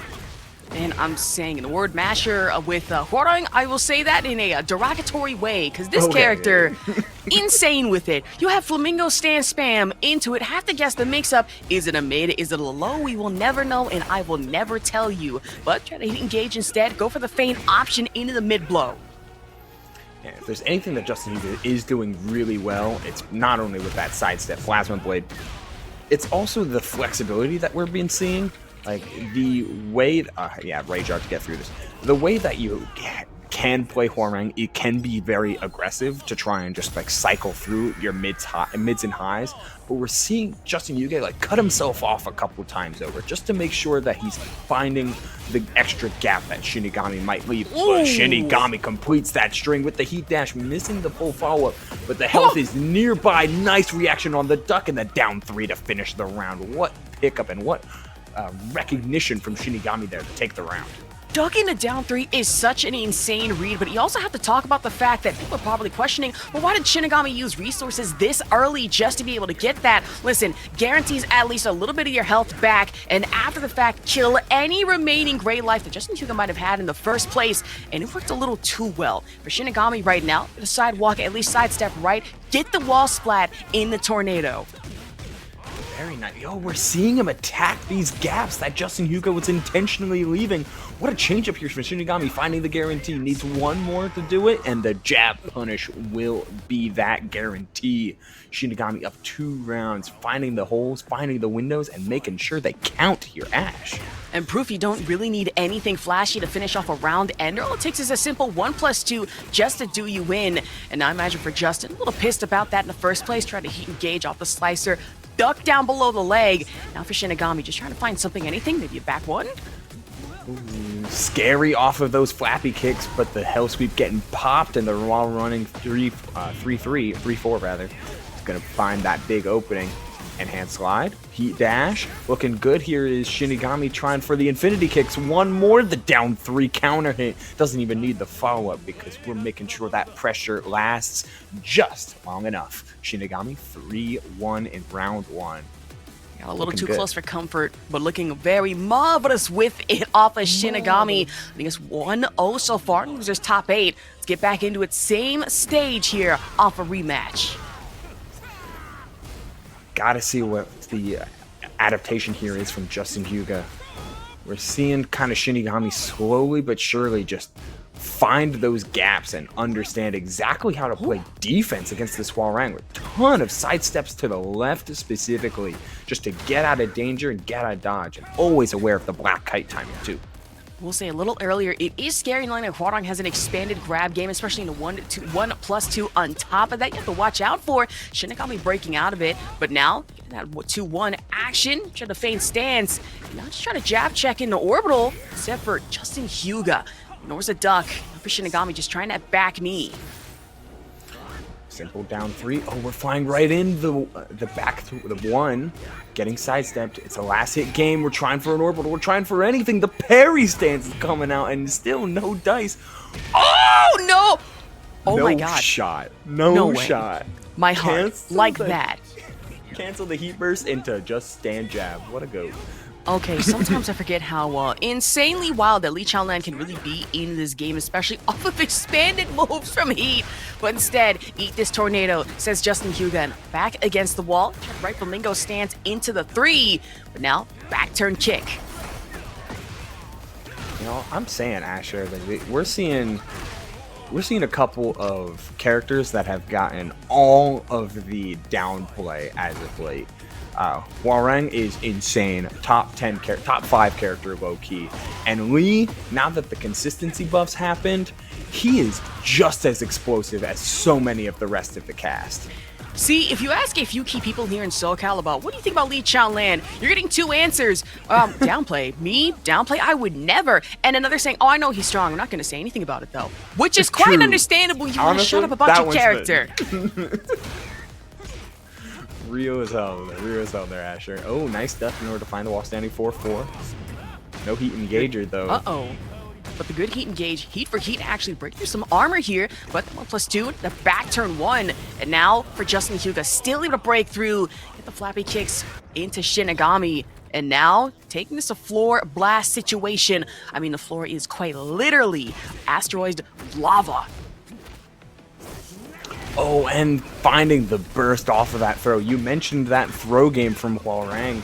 Having a complete throw game makes it real hard to react and anticipate all of the different throws, especially since he can do them out of the flamingo stance. Things can go from bad to worse just so quickly. A nice step and heat engager are going to get all of that health back as much as possible with the good position, though. About to say, you dressed up as Dante, find anything off of Devil Trigger, quite literally. And against Justin, much needed, especially with the downturn sweep. And of course, sidestep right into it once, twice, 3 times, if you will, says Shinigami. Now taking us to a final round. That comeback was insane, and even crazier, the low parry on round start. JustinHyuga fighting for that survival life to stay in the bracket, but Shinigami's got other plans, trying to end this right here, right now. He engaged and fiending for these follow-ups. Dash and the step around, but the tracking from JustinHyuga. I swear, we have to have a conversation about this Hwoarang tracking, because I was almost certain full sidestep would have helped here, but not the ride and the kip up instead. Now Justin, playing for life, you still have the resources. Back 3 launch to put you through a loop, and that's going to take us to 1-1 tie game. Yo, even sidestepped the right way. That's crazy. It connected. What an alignment there from JustinHyuga to just add by the skin of their teeth. Take the round, take the game, and bring us to a 1-1 set count for losers, for our first round of losers top 8. Ooh, I was about to say, trying to leg launch, but no, lunge gonna be fully ignored here by Shinigami. And now, trying to play the pressure game, good insurance, at least against a back 3. And now gut check, infinite kicks. This Lee Chao Blah powering up the heat, trying to go for some Hitman extensions, but no dice. Both players now committing to the sidewalk, getting a little bit of heat back, plus frames, and completes the string. Okay, off that down forward 1, looking good for Shinigami. Not phased by the tight rounds. Hello, these cancels. Ooh, okay. I see that, and I absolutely quiver in fear, because as a King player, I don't know what to do about that. I don't like seeing that from across screen. If you're Shinigami, don't want to stay cool, calm, and collected. Back turn 1, but no. Almost went out the trade in damage. Let's rely a lot of his back 3-3s, but for JustinHyuga, at least stance cancel. Yeah, not going to allow him to extend that pressure for free. We're seeing Shinigami put in these clutch ducks, trying to quack his way out of this dangerous spot, but the sidestep doesn't need no duck, just need to waddle on out of the corner and find the poke. 2 rounds, trying to take this final game in a 3-0 sweep. And again, you don't even need to end it on the flashiness. The 1-2 pokes will work out for you, but that leg grab, you want to get disrespectful, go for it. But Justin, wising up to it, good duck on the end of that string. Checking below. Whenever JustinHyuga gets that chance to run the tempo and run the show, you're always seeing the hesitations like that. He wants to get Shinigami pressing. Uh-oh. A 3 into the leg launch, though. And now, floor, lava, explosion. Wall splat, though. Go for the heat engage off the extension. Not careful enough, and JustinHyuga would be dead. I say that. Already full expenditure of the heat. Snap kick for Shinigami. Put you up by 2-1. In addition to the Ling Xiaoyu. So some extra experimentation, and lo and behold, we've got Tsunade on screen. I was about to say, I've seen plenty of characters come out of Pling, whether it be the Tsunade cosplay Lidia, the Heichachi, the Fang, the Xiaoyu. One time, I did see a Pling King, and I can tell you it is as scary as one could imagine. But, trying to go in the shift stance instead, heat engage coming into it from Cris right now. A lot of Lidia on screen. I mean, with EXO and, yeah, a little bit from Pling, we're seeing plenty of the Polish Prime Minister, but Clive, he's not beholden to any government. And he's trying to make sure that everybody knows about that. Absolutely terrifying when to have a man from Final Fantasy saying, no government can contain me, and I think he is quite literally right. Of course, off the kip up, and a stand 4-4, but for Pling. Still getting hit, gut check, a little icy with it though. Cris, leading by 1, tried the 1+2, full ignorance. My favorite thing about both of these two is they know when and where to set up for various charge moves and various like raw stance inputs. And case in point there, we got the Heaven and Earth twice over, the Heaven and Earth unblockable, peeling and making sure that RV Cris respects that option. Oh, and that nice power crush through the 1+2, got that nice Final Fantasy Demon Breath. I was about to say, try the 1+2 again, technical Mishima if you will, but for Cris, still taking gapped on it again. Jump down 3 to really get you on the lows, and now snap in the stance, down stomp, and for Pling, 3 in a meter. I don't want to say running away with this, but the damage impact is very much felt. Clive's biggest weakness has always been if he is getting rushed down, it's always hard for him to break through that pressure. He's got safe up-close buttons so he can poke it with the rest of them, but he finds a very, very hard time to get people off him without committing to something huge like a parry or a giant power crush, which are quite punishing. I mean, true, and Cris had to rely on double giant fists here to really just break out of corner damage and the frame trap on top of that. And for Pling, health and damage advantage, all you need is just a little mid-1.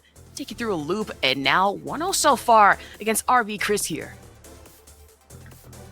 Lots of use of that back one. Not only is it quick, but also safe, and yeah, it's devastating. Absolutely devastating. It can be charged up as well. Crazy, crazy stuff.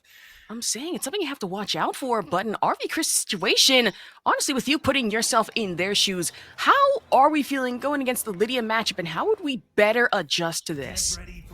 I think it was adjustment that we saw in, or rather a layer 1 that we saw in round 1 before that option was swiftly taken off the table from Pling.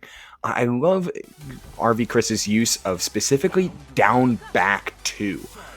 Not only is it a quick enough poke to hold steady in mid-range, but also has a delayable follow-up off of pressing 2 a second time, and you get that nice big like ice spike to charge out.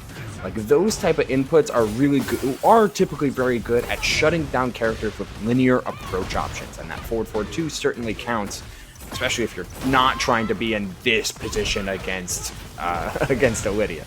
I was about to say, you don't even need the drag move that Clive now has, you know, the get over here that pretty much everybody at EVO shouted, because for Lidia, that's her game, playing close quarters this wildly, but of course, good duck under, and now relying on the lightning rod, get a little bit of that damage, Phoenix shift into it, complete sidestep right, off the backhand, lightning again. Yeah, completing the 2-string. This sidestep 2, and then sidestepping with just the normal 2-string have been a huge boon for RV Cris. What a tracking QCF4 here from Pling. Making sure that RV Cris is never comfortable with her own sidesteps as well. So clean. I was about to say, sidestep completely on the 1+2, avoiding that damage. No Phoenix Shift again. Another micro sidestep coming out of it from Pling. Almost a little too late. Still able to break out of the grab. Side swap into it. I like that though, because it's the generic throw, which still has some extra tracking on it. So any way to get Pling a little less comfortable. Heat smash. Where are you stepping?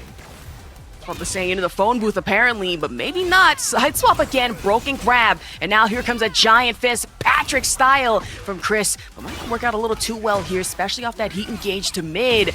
But no, sword to boot, and now almost able to put this at 1-1 if you're not careful enough. Some huge adaptations here from RV Cris, who is not quite able to pick up off of that trade. Had the window, but just a little too slow. So hello, Titan. Say, the Titan Fist just right to the face here. If you are Pling, good duck and wall standing 4. And now I'm going to watch out off the low sweep. And work out for you this time. Match the sidestep off a heat engage instead. Trying to step around, but they're just dancing around each other, and it's Pling finding the hop kick. Cat stance isn't going to lead to anything initially, but off the reset, it'll certainly be enough to end the round. Give Pling a chance for a comeback here in this game number 2. Just trying to find the momentum that you most dearly need, but the 1+2 Phoenix instead. Meet the heat engage, says Pling. Now stance just back, swing 4 all already into the wall. Damage stacking, having an earth to really put you through your paces. And it goes all the way back to that first game, the twice in a row finding the heaven and earth unblockable. Gotta keep in mind. Ooh. Just finally working for Cris here. So true. Another bit of armor, trying to make use of this heat, see how it can get there, but the low guaranteeing the 4-4-3. Doesn't get a chance to heat dash. Just trying to poke that poke damage. Now for Cris, not even able to build up on meter, doesn't even need it, but against Pling's damage, honestly getting a little shaky here, especially against corner trap like this, able to break out generic 1 jab. Now Phoenix Shift, complete interruption. Oh, the flow combo here. Asher, we could be seeing at least a set up for a strong position. Some good Oki. Going for just the lightning. Trying for the counter hit. Launches the power crush, and that's just going to be a throw punish. Opportunity for Pling. Launches the heat smash. Guarantees heaven and earth. Doesn't cook anything, though. The empty pressure. It's getting real scary with it. All you need is just the hatchet-style kicks here for Pling. And already against RV Cris. 2-0. Ooh, you know, I'm with you though on RV Cris's side, seeing Pling, who straight up sent SHINIGAMI to the Shadow Realm of losers rounds. And then here comes SHINIGAMI, able to claw their way entirely, almost 7 sets straight, back into it. And I'm looking forward to it. Here we go. Yeah, a run back from winners round 2 all the way, I want to say like 3.5 to 4 hours ago. And honestly, this matchup's a little weird. Jin already is a character in Season 2 now after the various amount of changes that he got.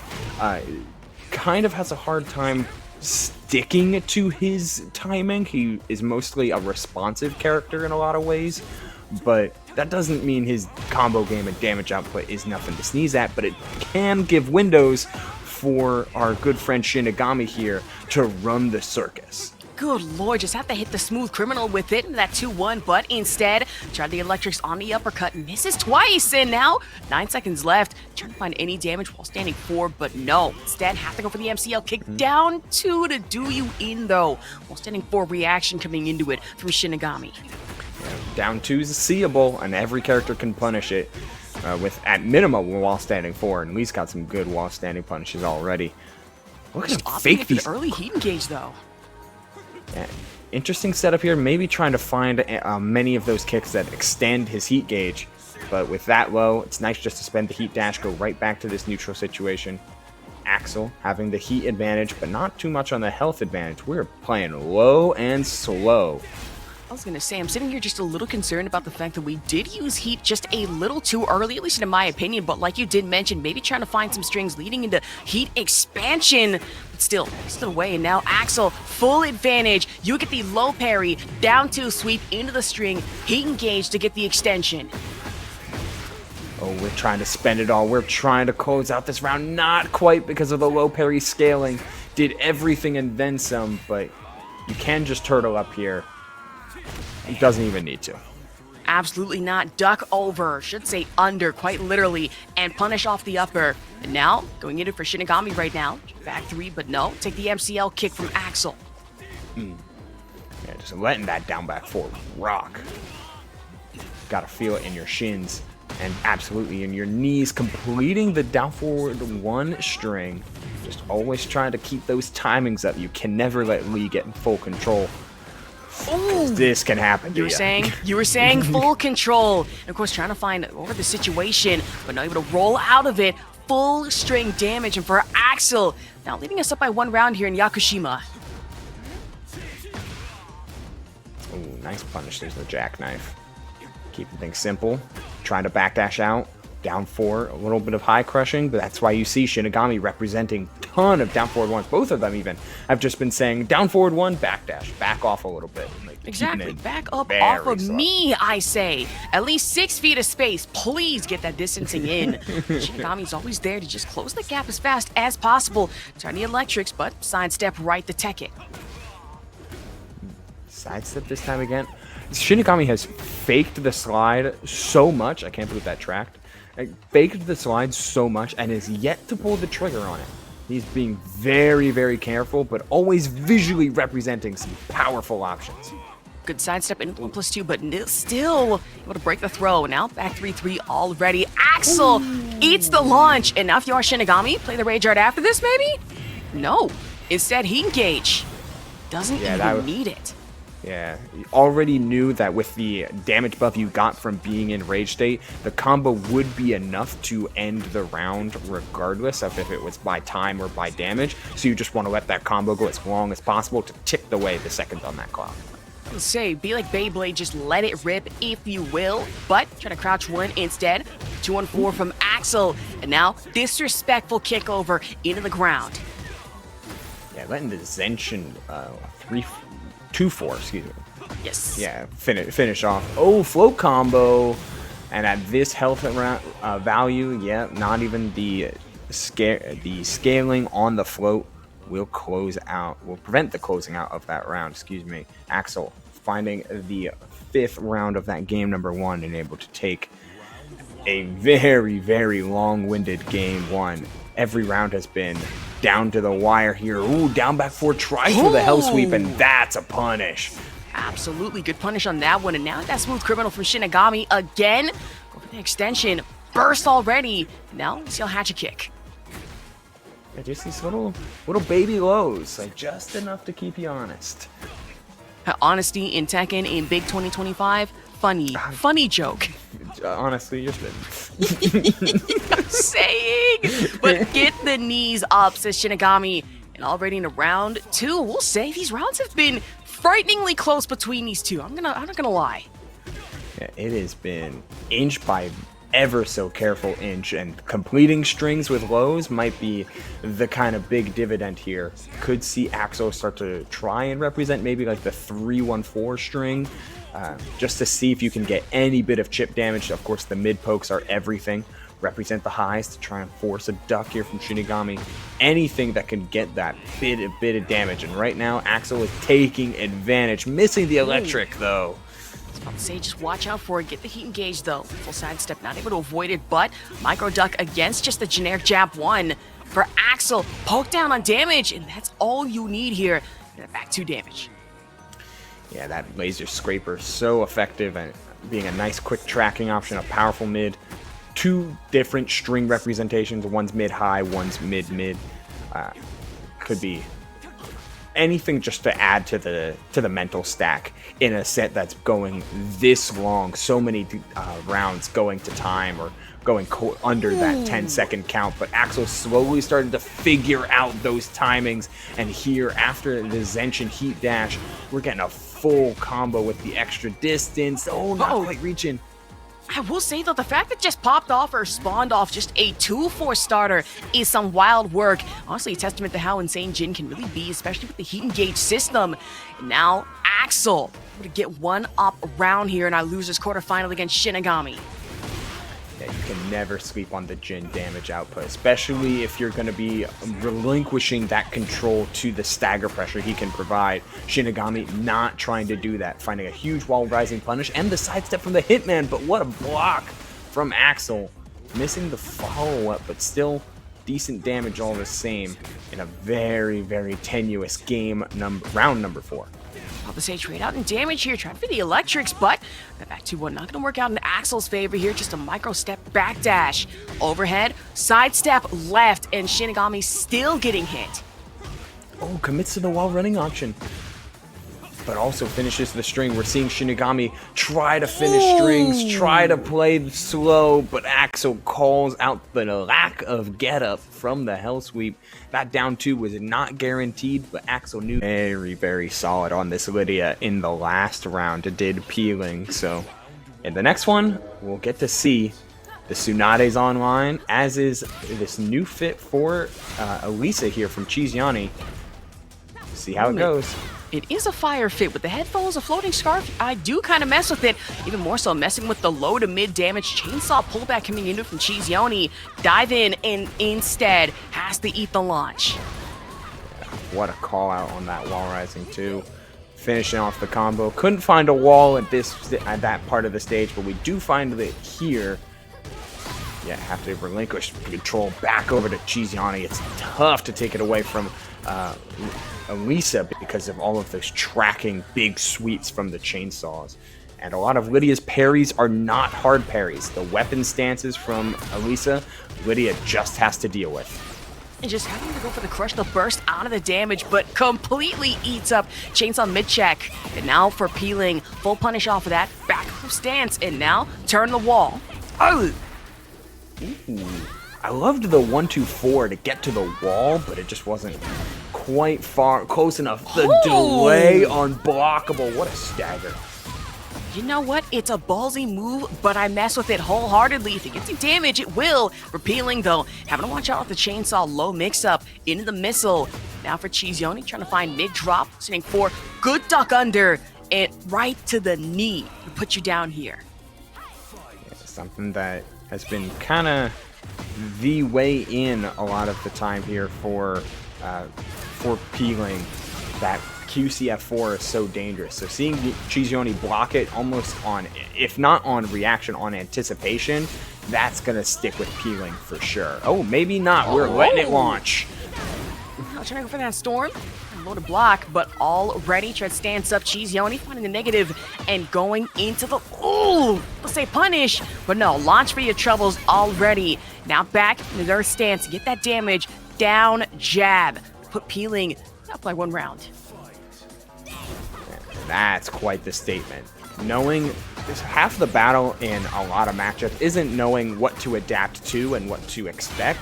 It's also knowing when to insist on certain options, and we're seeing peeling insist on making sure that CheeseYoni has to play a mid-high mix-up at range 1 or 1.5 with between back 1 and QCF4. Makes all of those approaching options from peeling that much more powerful, but CheeseYoni has that info on locked and downloaded. Another duck on the QCF4 and another full combo from it. And I was a little scared to say the punish did come a little late, but that does not matter. CheeseYoni, you see how much damage I was still able to guarantee. Sidestep, tried the grab, but full breakage. And now for peeling, chainsaws be damned, but still able to break through. That much armor coming off of CheeseYoni. Like the cancel of the stance into the back step. Tried for it again, but the call left from CheeseYoni. Playing the timer. Very nice stuff from CheeseYoni. Win condition recognized and successfully executed here for CheeseYoni. You play the defensive game, it gets you good defensive results. Already up by 1-0 here against Pling. 31% versus a very modest 2% left in health. The loser's quarterfinal here. Oh man, and it wasn't like Pling wasn't making plays. It was just CheeseYoni being perfect in response most of the time. Like even when their responses weren't like fully accurate, they'd be, "Oh, I blocked that instead of ducking it." And it's like, "Oh, that's fine. You can live with that." Right. Meanwhile, whenever CheeseYoni would make a play, it's like, "Oh, I ducked that high and got a full launch and full combo. Oh, I managed to sidestep through and put you on the wall." It's like those type of plays from CheeseYoni were just enough to angle out the difference in damage of the difference in combo damage that Pling sports with a character like Lidia versus CheeseYoni on the Alisa. Nice stuff from CheeseYoni. Gotta make you think. Is the Xiao Yu coming out? If I had to guess two characters, either Xiao Yu, maybe Feng Wei, but against this matchup, I feel no, still the Lidia. So we're just took a breather, heading to our next match, next stage, I should say, Urban Square instead. Nothing to really worry about in terms of wall stuns. It's just, that raw Tekken. I won't say honest. There is nothing honest about this game, and I cannot be convinced otherwise. Yeah, this game's a little spooky sometimes, and there's also a giant anime, well, not giant, but anime robot who's trying to kill you, so... You have honesty, bears, you have anime robots, you have so much. Giant-ass demons that are 2,000 years old, you have that too. Yeah. Cops are just going to let these two fight it out here in the middle of New York City as we get into round one here. Another committed duck. It's like CheeseYoni, whether it's between QCF4 or these various jab strings that can put Aunt Lidia into cat stance, CheeseYoni has got these reads on lock. Gonna ride that back too, but no, get the launch off the legs. Not for Pling though, committing full to the string. Still able to drop it at least momentarily. CheeseYoni gonna pick it right back up for you. Tornado into the wall splat. Oh, hello world, and goodbye Lidia. Oh, we did not finish the combo. The grounded hit didn't come through. No way. Oh, that's dead! She's a... that one's my fault. I'll accept that. Yeah, My you bad. did this. You cursed it. I'm sorry. We had it happen again. To everyone watching Breakout, I do sincerely apologize. That was not on me, though. But on CheeseYoni, get the combo game back up against the wall. But Pling, able to momentarily roll out of it, has to eat the chainsaw chip damage again. Look at the recoverable health here from Pling. You've got so much to work with. If you just get the chance to play the game, okay. Keeping it simple, keeping it low, trying again for those big swings out of the corner, trying to just reassert those plus frames, but CheeseYoni's having none of it. Just indestructible stance off the chainsaws. We're going for a early heat engage game again. Off the lows. Once, twice. Having to block the cans. Mid gut check for gut check, says Pling though. Nabbing in their stance. Trying to break through off the back step. But now, they're gonna hatch it instead. Jabbing it through into instant heat smash, and with the flight stance follow-up after, that's going to burn the rest of the heat from Pling as well. And we're just playing a classic bit of Tekken 7. Say, no resources available unless you get in a rage. And for Pling, I might have spoken a little too soon here. Has to watch it. And for CheeseYoni, playing at Footsie's game, completely closed the gap though. Back step. I'm going to come back to bite you in the ass, especially for Pling. Interesting how CheeseYoni has just really found the counterplay to so many of these various stances. Like every time you see cat stance, she's pressing. Every time you see horse stance, it's a down jab. It's very consistent counterplay and practice counterplay to every stance and every individual option. The only one that's a true 50-50 is Heaven and Earth. And just having to watch out the launch also in the Rising 4, but no. Leg launch coming in for CheeseYoni, get the wall splat. Now back turnaround, trying the grab game. Has to rely on the dive in. Pling staying down almost a little momentarily for me. But now, wall pressure, still able to break out of it into destructive stance. Hello world for the plus frames. Not +8 anymore, but still plenty plus to hold things steady. hits. Do you have the health? You didn't even get hit. I was about to say, obviously not guaranteed kill here for Pling. Was a little scared that it was going to eat more armor than anticipated, but completely delete that gray life. Get yourself some health back. An opportunity for even more here. Dive in! And full committal to the punish from Pling. Yo, the jump back, I don't know if it was intentional or otherwise, but it was perfectly spaced to avoid the jump in from CheeseYoni. Final round here of game number 2. Peeling, trying to stay alive, and a duck on the 2-2 will do so. Or at least help with it. Not completing the combo is certainly a shame, but hey, we're still got the health lead. I mean, true, not a full completion, but still a good punish at that one. Knowing the duck the 2-2 head games, no full pun intended, for CheeseYoni right now. Some amount of gray life left again. Find a heat engage, but a 1-1-2 action working for Peeling instead.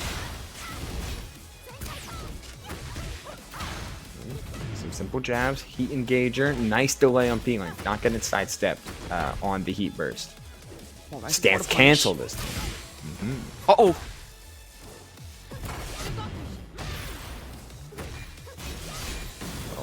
They're just chipping away at each other, but CheeseYoni has to make a commitment. What a pickup! And the heat dash. This will expend the timer. Ooh, didn't even need full kill here. Timer will work out in your favor. Now for Peeling, good tied up. It's 1-1 here. Losers quarterfinal against CheeseYoni. Oh man, each round was so temperamental there. The fact that Peeling was having to find very, very prominent checks in order to win rounds between jabs or low pokes, or in the case there, letting loose the political storm. You're playing a very dangerous game if you're always trying to utilize mids and highs against Alisa to shut her down, because not only is her sidestep really good, when not in destruction stance, she also has that slide from the destruction stance that can get you right underneath a lot of powerful pokes and potentially set up for big counter hit opportunities. And I'm saying the evasion game is there, but also looking at that car, it makes you wonder how the hell did the Prime Minister of Poland get a full limousine in Sanctum? But that's not something I'm going to question for now. And neither is choosing the destructive stance off the chainsaws for CheeseYoni.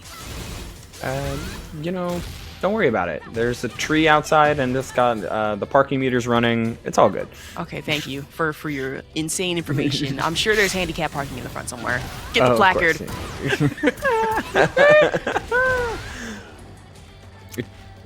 Do you think Alisa uses parking meters too? Not really, because technically you have to be human to use those, and she's what? Robot? The full bypass. It's a loophole. Okay. Damn. That's crazy. New York yes. would never. Oh no, New York traffic? I'm saying PD would see that and be like, ma'am, you still owe me 50 cents on my meter. Ma'am, you can't park this G Corporation funded truck out here. We can't have it happen. But back to the match, of course, trying to down to Peeling. For CheeseYoni, still has some amount of heat left. Peeling, full expenditure of it though, has plenty left to use resources, but CheeseYoni, full head toss bomb spam committal into the missile. Yeah, just for the distance, it seemed like, in order to finish off that combo, we wanted to make sure we're forcing the other side of the wall, but the political storm getting it right back to center screen. Ash, we're seeing a lot of pokes, attempted power crush. Yeah, you were in a rough spot there. It was Peeling, and for round 2, that's a hard one to come back. We're going right to round 3. 2-0 survival point for Peeling, trying to bring this any further. Down 4-1+2, getting blocked. So you just have to watch out for it, but that 1+2, get that back launch into the heel turn. Backstep coming into it for Peeling right now. Blue Spark, mind you, for CheeseYoni, getting in off the dive, sitting for turnaround, and still able to avoid the 1-2 nastiness Peeling has to offer, especially off the poke damage. Jabs in order to get into cat stance is just such a benefit, offers so much movement. But speaking of movement, we got that heat dash off of the chainsaws, keeping things alive. 47 at the wall, completing the string and having the extra Oki, but the nicely timed get up gives Peeling a chance. Oh, hello. Uh-oh, another stance, get the chainsaws, grab, not able to break out of it from CheeseYoni. Guarantee yourself some select damage. Now, gut check, duck under the chain, and Peeling under the rising knee in round 4, fighting for survival. Very, very well scouted. Couple of interactions there. Called out the power crush, called out the high. The down forward 2, though, gives CheeseYoni again a chance to really affirm a ton of this offense, and the wall break means that even if Peeling is going to be able to find a way through this round, we're going to be dropping through the floor. But that assumes that CheeseYoni lets up the pressure, puts her their foot off the gas, which is just not happening. He engage again. Duck under one, but now having an earth stance. Put you through a loop off the low sweep of CheeseYoni. Starting to wisen up to it. Sidestep right dive. And now just playing that Footsie's game. Patient, calculated, close the gap. Down chop, trying to launch. Peeling, duck under. Oh, what a block. And finding the throw break. Maybe peeling. Oh, but the weird hit of the wall and then the back turn swing. Goes for the mid, trying to hold steady. We're running out of time. I don't think we... No time here. No life left. CheeseYoni over Pling here in a loser's quarterfinal, 2-1. Feeling go for a ton of heaven and earth unblockables. It was just like, hey, let me keep my plus frames. Let me respect my opponent a little bit here. And you know what? We're going to be seeing maybe some more unblockables and certainly plenty of respect as we move on to our first to 3 and winners finals here for Zoe and EXO and Riddum. Teammates, squad mates, but rivals right here. I was about to say full on team kill. You say rivals, and I imagine it has to be a full pun in the fact that is just full on Emma Frost from Marvel Rivals, the Riddum costume. I say that though, down chop coming in from Riddum right now. Instead, standing one into the guns. Yo, gotta shout out the Maturino though as well. Codes were completed early, but a 3750 from Jackson Beta.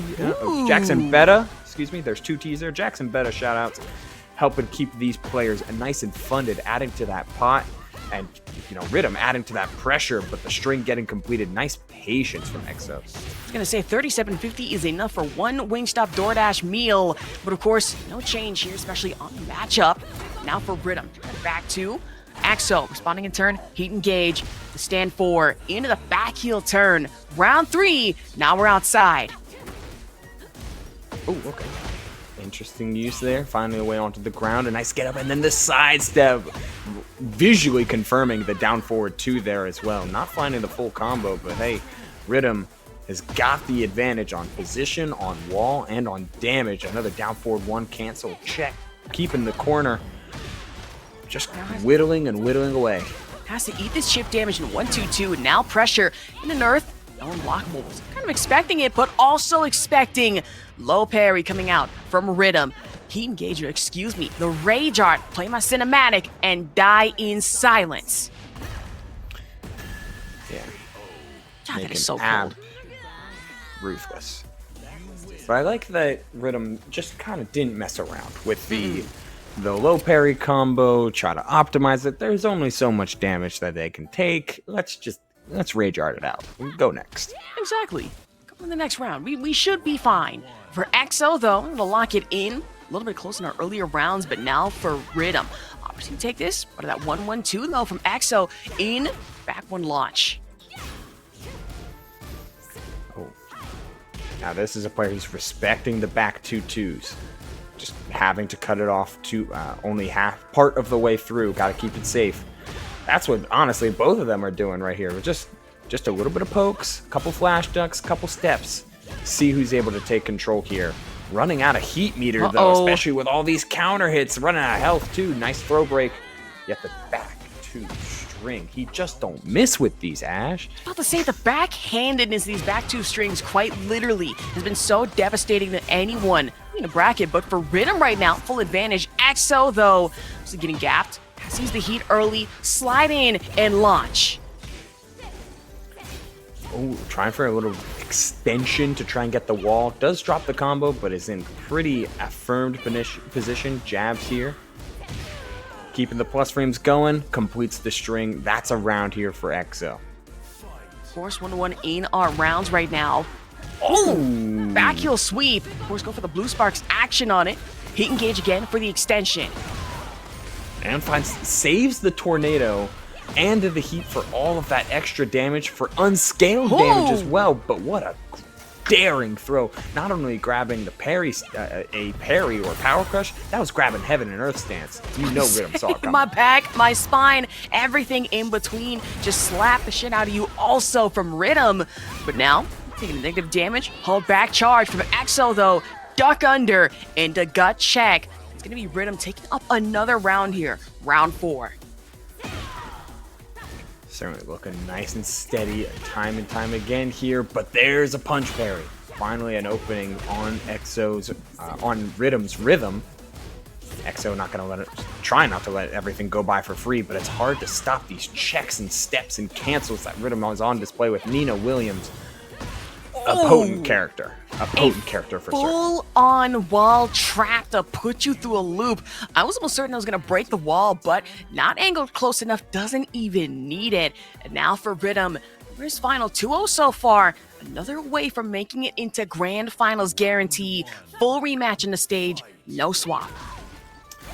You know, the last time I was casting one of these, Riddum pulled out the Nina and swept RV Cris. So, like, I've been seeing a whole lot of Riddum's Nina, and it's as dangerous as I've ever seen, man. I'm Like, saying, this is I'm scary. so used to Riddum Shaheen, but seeing the Nina look this good, it's starting to frighten me. And against EXO, imagine even more so. 1+2 on the down low. Now Riddum gets another round here in the state. The fact that it's this active, too. Like, we're seeing Riddum, like, complete strings, like, commit to back two, do all of it. Like, we're seeing wipe the floors, heat engager punishes. It is a very high octane Nina compared to his Shaheen, which is very different in a game tempo feel. I mean, especially, okay, just try to go for the bad breath. I imagine that has to smell like cherries at one point or another. I'm not going to tell you what, but for Riddum right now, really out the heat check. Not just yet, though. No resources to use. Counter hit grab from EXO. Please put you back down. I see there from EXO. Just sometimes you just gotta wait out these mid-high strings, see what Riddum commits to, and finding the counter hit, but doesn't commit to the full guaranteed follow-up. Instead, wanted the extra interaction to see if he could take that round, and it worked out as planned for EXO. Lost the down sweep, especially off the low 3, but now from Riddum, just playing the defensive game, trying to poke out while standing 4. Pass the Lorelei again off the dive, but no counter hit damage from EXO off the parry. Yeah, finding those extra parries is huge. It gets a knockdown, it forces Nina to get off you, changes timings, and the wall rising heat engager going instantly heat smash, unblockable for the round. EXO said, I'm not saving these resources, I'm cashing out right here, right now. Bring me to this final round of game number 3, I believe. I'm saying, even after Evo Vegas, we're still just full on gambling. No exception with Tekken right now. Cash those chips out, please do. But for Riddum, not full gamble, but back 2, but not gonna hit for the string intended here. Just poking down damage. Oh, letting the heat smash launch. I agree, Ash. We're just letting EXO sit in the corner. What a commitment. Down 1 into heat engager, trying for more. You can never count out Lidia just yet. The damage is insane. Finding the striking wolf low. Another opportunity. Heat dash. Guess for game. Got an opportunity. And there's the generic down 4. What a turnaround from EXO. One heat engager can mean a world of difference, and EXO gets on the board. And very much not down and out of it just yet. We've been seeing this before where forget the stage swap. Pretty much says everyone, we're just going to run it back on the same one, even if it means 1, 2, maybe 3 more times on the clock. Yeah, unfortunately, both members of Run It Black are currently out of the bracket. All the same. Ooh. What a follow-up, man. EXO has changed the paradigm of this entire after game number 2. Game 3 seemed all EXO. Game 4 right now, starting off EXO. Riddum choosing to break the wall and get a lot of damage. Wow, that breaks wall 2. About to say, you just want to hit a double Chris Jericho on here, break the walls down twice over, at least for Riddum. Step on you. The fact that we're going to have this character and then Armor King being able to step on others is kind of wild here. Yo, the damage was crazy. Like, what? I'm saying. Insane. All the high heels. What are those? Pull! Duck, launch, punish. Accordingly. Gets the wall, but wrong hit of the wall, and we're spring kicking out of there for Riddum. Trying to find any means to fight their way back into control, and you know what? That's a pretty solid punish, and here we are. No heat, just relying on normal neutral, and that QCF4 that high getting ducked. Just a launch. it out. +2 again. Counter grab. And already, Riddum, another round up here. Instantly trying to duck on round start, expecting EXO to put out something like a jab, maybe try to regain control, but no dice here. Absolutely not. Get it slide and try to back 2-2. But at least for EXO, good luck. Actually, good block against it. Playing the defensive game well. Man, barely whiffing on some of these punishes. EXO maybe a couple frames off, or just choosing the wrong input. All the same, Riddum will absolutely take it because there is a One, multitude two, of opportunities. get the string. And there's all of your gray health gone. We'll say, my neck, my back, everything in pain. Insurance, Norflex tape can really fix that one. Riddum, another game here in our winners final. Stage, same set for Elegant Palace, which between this and honestly, what was another map that we've been seeing a lot of today? It's been a lot. Can certainly agree there. It is. It's like this. Oh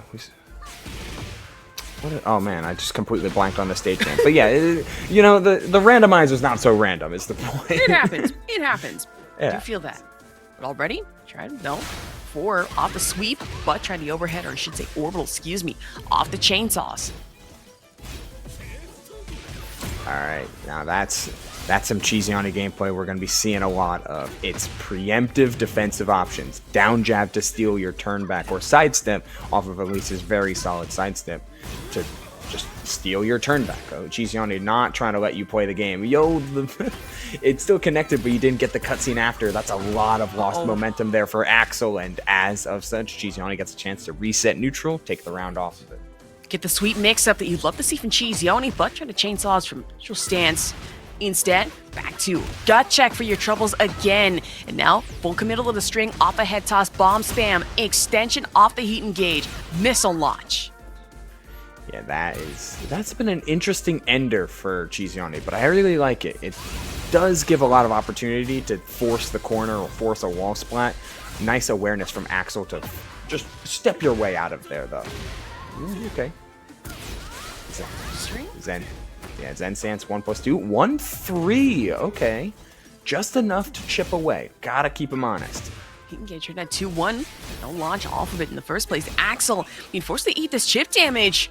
Now, just frames electrics. CheeseYoni, though, face the full brunt of no heat, but both Rage Art available. I'm gonna go for the one jab. Be my guest. Trade damage. And commitment to the down forward 1 completion. Down forward 1-4. It is mid-high, but if you know that CheeseYoni has been looking for hop kicks, looking for those big reversal plays, you can put out that giant sweep. Absolutely, but having to rely on the armor here to really tank against CheeseYoni's chainsaws. But again, with its expenditure of heat like this, especially off destructive stance, so hard to fight back against it in a perfect round. Head toss bomb ender in a round 4. Trying to see whose sidestep can be caught. What range on that heat engager, and we're going low. Man, those chainsaws are devastating, and we're out of range again. Just playing in between the up close and the far step away, 1 or 2 KVDs away, and CheeseYoni is just devastating on Axel, spacing and the miss. Man, you say devastating now, at least be thankful it's not the Season 1 chainsaws that we had to deal with for so long. But of course, we'll see the 2 heat engage coming in from Axel right now. Still not able to tank the pressure against the missile launch. Has to rely on the ACL kicks. Okay, shenanigans off the side swap though. Sidesteps the launch. Yeah, kind of brutal. Was too out of range in order to get the... Oh my god, what a high crush on that down forward. Okay, but we find the up forward too. Say up forward 2 slow motion. Honestly, a little scary, but good launch into the missile pressure again. Now back turn 1 from CheeseYoni. Get the wall splat. Finding the wall from the center of this stage is certainly no problem. Another duck and punish. CheeseYoni is committing to these ducks and full launches, and you know what? Axel is just fallen by the wayside. Another perfect 7 golden letters. One thing I am noticing is that Axel getting the aggression game, especially off of a lot of these punishes, but when faced against destructive stance, I don't want to say it, but I am noticing a little more conservative gameplay than need be here. Yeah, you are still like Jin Kazama. You can still play Right. at just about any timing, any positioning. I would like to see a couple more of those parries come out because CheeseYoni has been committing to not only big sweeps that are a little slower, but also committing to strings as well that Jin's hard parry can get you by. But these tracking highs are all but shut down by CheeseYoni every time we're seeing a duck and launch. Gosh, genuinely so. And then in the corner, play off the chip damage. Again, the dive. And again, off the low mix, standing 4. And for CheeseYoni, get the little backdash action in last second of the round here. But still, pressure, 7-1. Oh no! Tried for maybe intentional. You had the full combo there off of the 3-1 Zenshin up 1, but all the same, it does mean massive damage. The hop kick is gonna get CheeseYoni not only some extra recoverable health, but also a chance for a full combo of their own. 90 damage. Now, such damage again, but still trying to punish through armor. And Axel, full brunt of it. Head toss bomb spam again off of CheeseYoni. And honestly, if you want to get finessed with it, or even flare with it, now's the time to do so. And CheeseYoni, no exception. Absolutely brutal there for Axel. Having such a health lead and then falling by the wayside just at the very last moment. Trying for the jab 1-2-3s. Just anything to try and reassert some amount of pressure against CheeseYoni, who's been playing this spacing game so effective. Nice reaction in order to block the low. And there's the heat burst. Uh-oh, already trying to stand one generic button for CheeseYoni though. Confirm on the launch. Now for Axel. Cross distance. Down back swing 4. I mean, now's the time to use it. Electrics off the uppercut. And now, Demon Dive in. This guarantees some amount of chip. Looking to play this as slow as possible, but you can't play slow against Alisa. She will just take any frames and run.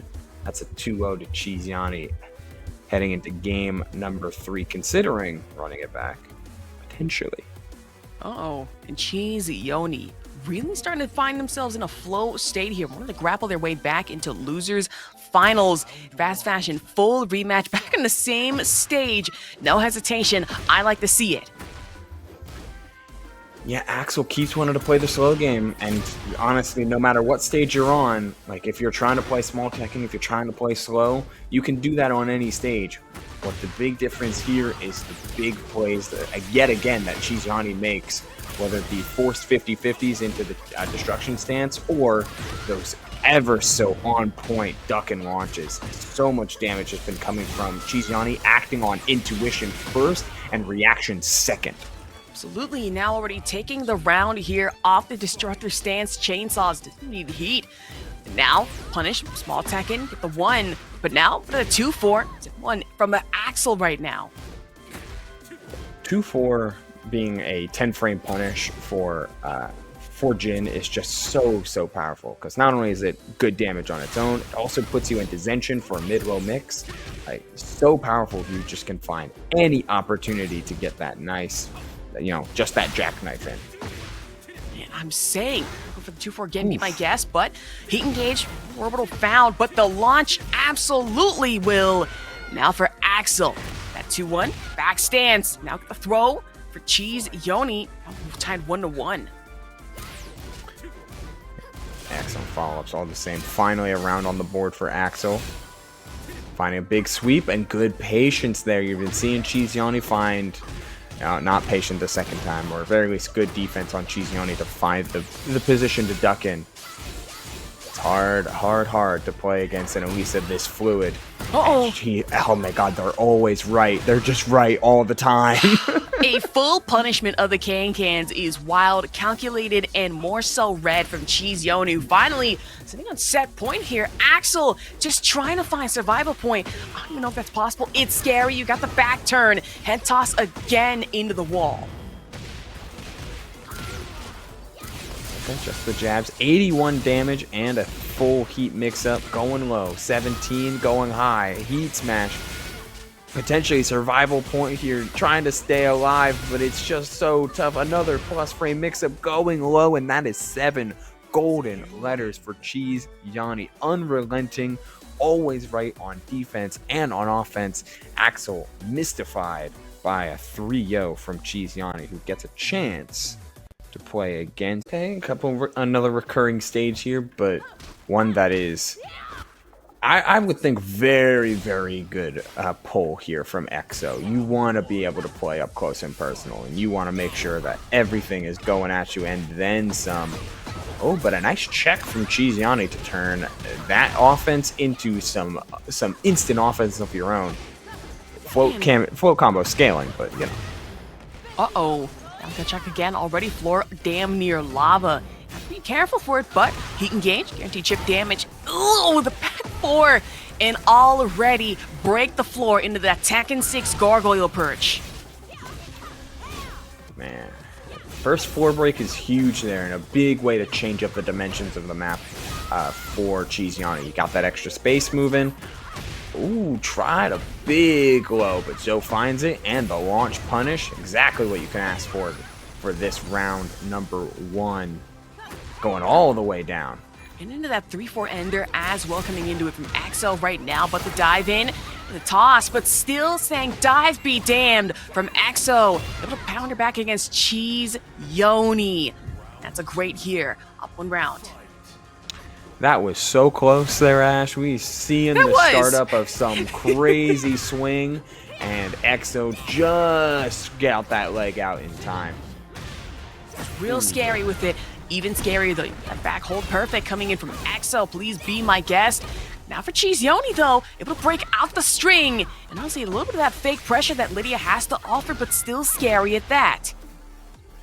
Yeah, finding those extra gaps, able to go into multiple stances over and over, and there's that horse stance 1+2. You know, after bulldozering you with these giant mids and giant highs and the chip damage that they can offer, the tracking, finding an occasional low is pretty powerful. That's fine. I was a little confused there. Just kind of sat there coming in from EXO. CheeseYoni fully allowed the punish. And now, full extension, head toss bomb into the tornado again. Off the dive, misses off the wake up 1. But still does not matter anyway. Trying to mid-check. EXO, standing 4 not going to work in your favor, though. Tough to see it there from EXO, trying to find an opening. But CheeseYoni's very quick to pull out the power crush. Dive again. Stance, not gonna work out. Low chip damage off the chainsaws into true damage. Dive in again, stand 4. Wow, what a check. Finally able to break down the attempted approach there from EXO. Sidestep block and a multitude of back twos. I'm thinking, yeah, all right, my turn to play, but not quite. Uh-oh, not just yet. But trying to heat engage. Duck launch, though. Thanks for the tornado momentarily from EXO. Engage for the extension. Only one on the counter, but doesn't even matter. The amount of damage you get off of this, wild, even wilder, sidestep it completely. What a dropped punish. That could have been game-winning, and instead EXO takes the round with the political storm. The back turn, extra step forward from EXO during the heat smash. Despite getting fully sidewalked, CheeseYoni didn't quite get the launch punish they were looking for, and thus EXO walks with game number 1. And I was fully honestly expecting a punish off of that, only to see it. It's like, okay, CheeseYoni, you do good, bestie? What's going on? But hey, that's neither here nor there. No good punishes, though, especially off the head. Sidestep left it again. That's the punish I was looking for earlier. Yeah, this is the type of damage that you were trying to play off after the drop from round or game number 1.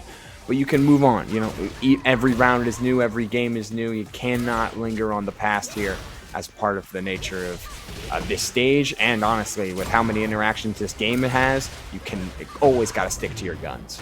You just have to, and stick to the heat engage on top of that. The Destructive Stance again coming in from CheeseYoni. Wall splat off the chainsaws. Now, head bomb again. And against EXO, majority damage. I mean, you have great life left, but just a matter of getting that back. Still chipped down. Not enough. I might have cursed that. It's like I was saying, like, cheese. Oh, hello. Oh no. Uh-oh. Not like this, please. Game, I beg. US no! Tragedy. hopefully, fingers crossed, it's not a player. The players can still play out that round and not have to restart the round, and it's just Right. Because how us. tragic would it be if all of a sudden we just get slammed with last-second server maintenance, which would be announced ahead of time, right? Yeah, you would think so. And also, it's Right. Wednesday, so the Steam servers aren't under maintenance. I'm saying, well, it's still tough to watch the first hand. Because I was like, okay, we'll just play it out, right? And I look at it, it's like, no, server issue. So now we just sit here and be patient with it, which I do not like to do. But sometimes. Oh, Tekken says you gotta be patient. Tekken says stop. But I don't want to be patient. Yeah, I don't want to don't wanna. block. No, that's tragic. I again hope they can finish out that at least that game without any further interruptions. CheeseYoni on a total warpath in game number 2 after a very tight round. Game 1, it was just all CheeseYoni from where we're looking at it. I'm saying it really was. And honestly, looking forward to how server issues play out here. Maybe possibly we'll reset on that one in the first place, but we'll say incredibly back and forth. Hold on, was that a poker chip? Yep, it was. Oh. Wait, how much is that in poker chip? Depends on how high the stakes you're playing, but typically red is the second lowest. Okay, interesting. But getting back into our game. Uh-oh. Maybe more issues? Question mark? Control issues? I mean, are they trying to... Oh, okay, we're zooming.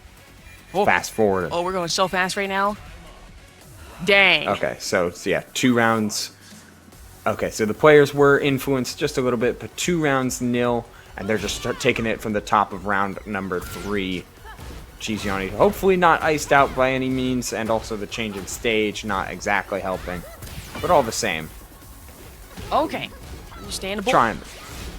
Bringing up the charge attack. At least for EXO, sidestep left again. Head toss, tornado guarantee, and the punish. Easy jabs. Again, CheeseYoni always looking to steal those turns back. Always trying to find the timing where you want to press. There we go. It'll be 1-1 here between EXO and CheeseYoni. Losers final. Cleaned up well on the side of CheeseYoni. Not going to let the Tekken servers get in the way of that 3-0 victory in game number 2. But game number 3 is a different story. True. Especially in a stance like that, trying to back turn elbow from CheeseYoni. But no, the hop over, immediate launch punish coming in. Heat engage, chainsaws, full interruption off the board. Trying to find any means to get those extra charge up options, but no dice. The QCF 1+2 getting shut down. Political Storm, but ran out of heat before the heat dash. But it is A-okay. We're finding the tracking wall splat. We're finding that Political Storm mid-low mix, and it is the back one to end out the round.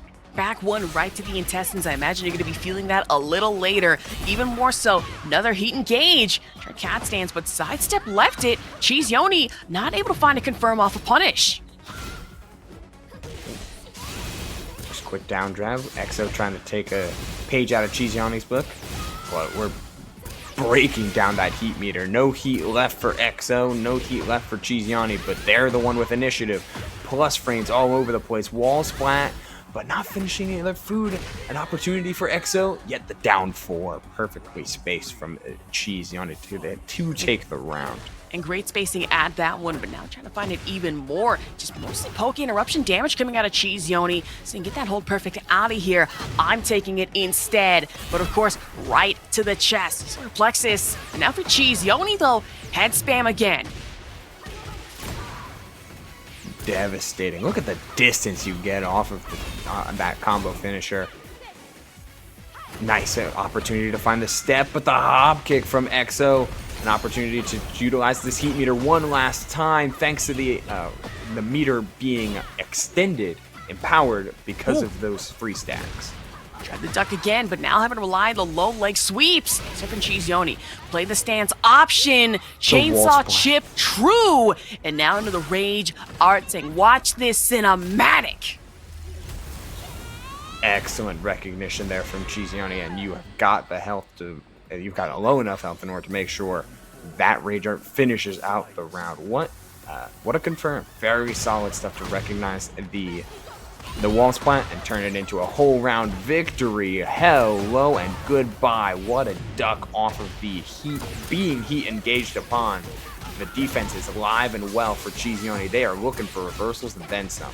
Hell, to find a combo string extension off head toss bomb span, another tornado in the wall splat is some wild work, but knowing Alisa Boscanovic, it's the actual bread and butter string you'd love to see play out. But EXO, saying that bread and butter out of here instead, I'm responding with one of my own. Wall to wall like this is wild work, even more so. Ha! Oh, and the enhanced version, 81 damage after the entire string. What a pickup for EXO. Gained so much health back. Gotta find a way off this wall. Quick punish off of the 2-3. Yet, CheeseYoni's trying to insist, but it's not gonna be done for EXO going to a final round of this game number 3. Incredibly back and forth, but now you already find yourself up by 1 round. 1-1, actually 2-2 here. Instead, tried the legs sweep into launch from CheeseYoni. Back step, trying to find a pressure. Sidestep from EXO, not able to tank. High chainsaws in the mid dive. Oh, what the hell? What a side swap. Hello and goodbye to the corner. And this Tekken is a 3D fighting game. Yes, Tekken is very much a 3D fighting game with 3D shenanigans. I was almost certain I wouldn't be able to track the way it did, but for EXO, worked almost a little too well. Now, CheeseYoni, in revenge, the high-low mix-ups, or high-mid, off a chainsaw. The dive is gonna do you better here. 2-1 so far, losers final.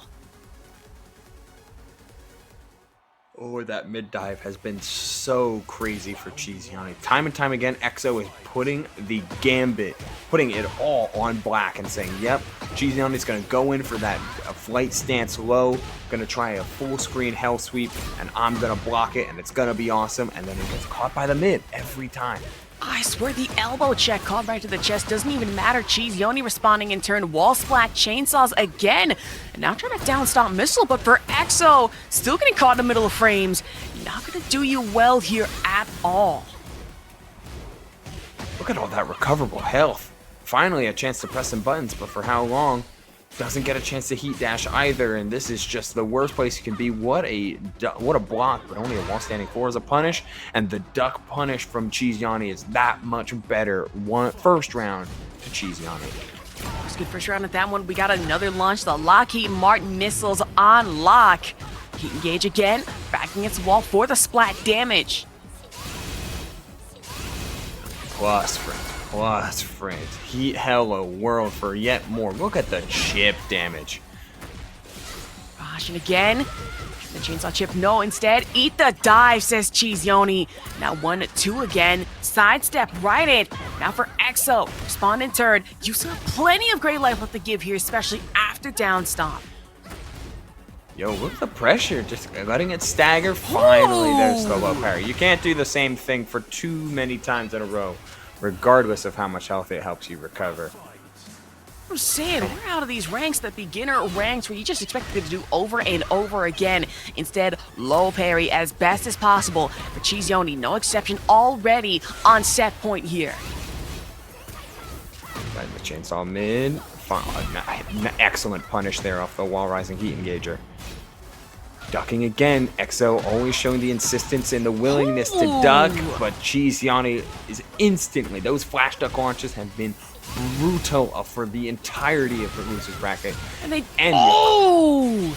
genuinely have the bait into the dive completely for CheeseYoni. I mean, that's 1 HP in a dream for EXO. Unless you have something wild to work through, it's not going to work out as best as you'd expect. That's a 3-1 here. CheeseYoni moving into grand finals. The run that doesn't stop. Two characters and both of the players are insisting on making sure that their opponent is going to be guessing for their life more times than not. And of course, you say that we already have our grand finals here. Riddum versus CheeseYoni. And what a better stage to start us off on Phoenix Gate. First time we've seen Phoenix Gate, I think, here tonight. Thank God. I love this stage. Please, okay. I couldn't do Arena, and I could not do Elegant Palace anymore, but I will do you with the launch. It says Riddum here, off the Frosty, no less. And now, back against the wall, he engaged, down chop, back one. Oh man, 88 damage off that combo, and we're just swaying forward. Heat dash to move in. And then a couple low pokes. Nice duck there from CheeseYoni. Man, it's going to be a match of who reacts faster sometimes between the duck and punishes or the power crushes that can come out on anticipation from Riddum. So far, Riddum's 2 for 2 on finding CheeseYoni just reaching a little too deep into that cookie jar. That's the thing that I love to see about Riddum, especially reacting against CheeseYoni. Majority of their moves have been power crushes, able to eat a lot of what damage that Alisa has to offer in the first place. Now, seeing a bit of example of that. This is on the 1+2. Now for CheeseYoni. Respond, use the heat engage, the breakout of whatever extension damage Riddum had to offer in the first place. And uncaring about the amount of times that we're seeing Riddum like set up for long-standing pressure. CheeseYoni is always willing to put out that duck, put out that high crush, and try to steal back those turns. The sidestep that time to not only steal the turn, but to steal the round. Simple 2-2 finish. Excellently placed there from CheeseYoni. Oh man, QCF2. QCF2 to hit, but now still plenty of heat, just trying to find the extension. Let's do again on that back heel turn. CheeseYoni, like before, that back 2-2 gets launched instead. His head toss bomb, heat engage. Interesting route either for CheeseYoni, trying to see if they could take advantage of the sidewall. Instead, they spend their heat after Riddum, importantly, trying to burn out that gauge and bring us to just even Steven type of neutral, but that's a whole lot of recoverable health for Riddum, who's been blocking effectively. Opportunity, but it's lost by CheeseYoni finding the sidestep, and that ends the round. Round ender. And now, leading us into the fancy part of this stage that I really love to see, get the punch off in the background. But now, a floor blast to also worry about if memory serves correct. Yeah, it's a single-use 4-blast and a massive stage. Oh, and with this counter hit launch here, I'd be surprised if Riddum doesn't use it right here, right now. Yep. Yeah, with the ivory cutter. Power of prediction. And now you still have heat left to use in regards to resources here for Riddum. We're expecting something on the wake up, but CheeseYoni, he's staying down in the moment. Not for them, though. Get back up against the wall. Get the splat for Riddum. And now, turn one, not just yet here. What a block on that low poke. The back two's getting shut down. CheeseYoni trying to represent while standing 4 as a quick punish, but oh, you always got to have those haymakers locked and loaded. It is a hop kick with rage and heat, so this could be some huge damage and opportunity. Spending the heat smash, still trying to lock him down. Oh, just trying to find the mix-up. It's down the percentage. 2 seconds left. CheeseYoni saying, time be damned. I'm getting my first 3-round wins here. I don't hate that duck, though, from Riddum. Because you're at a certain point, the power crush hits, you're frame negative, you have to make a guess. And Riddum chose the guess that would win them the game, as opposed to just trying to hold block and play the chip damage game, which CheeseYoni would still have won. You know, both players playing to that win condition to the fullest effectiveness. Quite understandable in CheeseYoni. Advantage getting the chip damage off the chainsaws into the dive. Scan 4. And now, trying to play that pressure game. Launch, though, from Riddum. And now you have 2 resources to use here. Rage Art and even the heat engage. Ooh, got a little too greedy, though, with some of those strong aerial tail spins, but we're A-okay with that.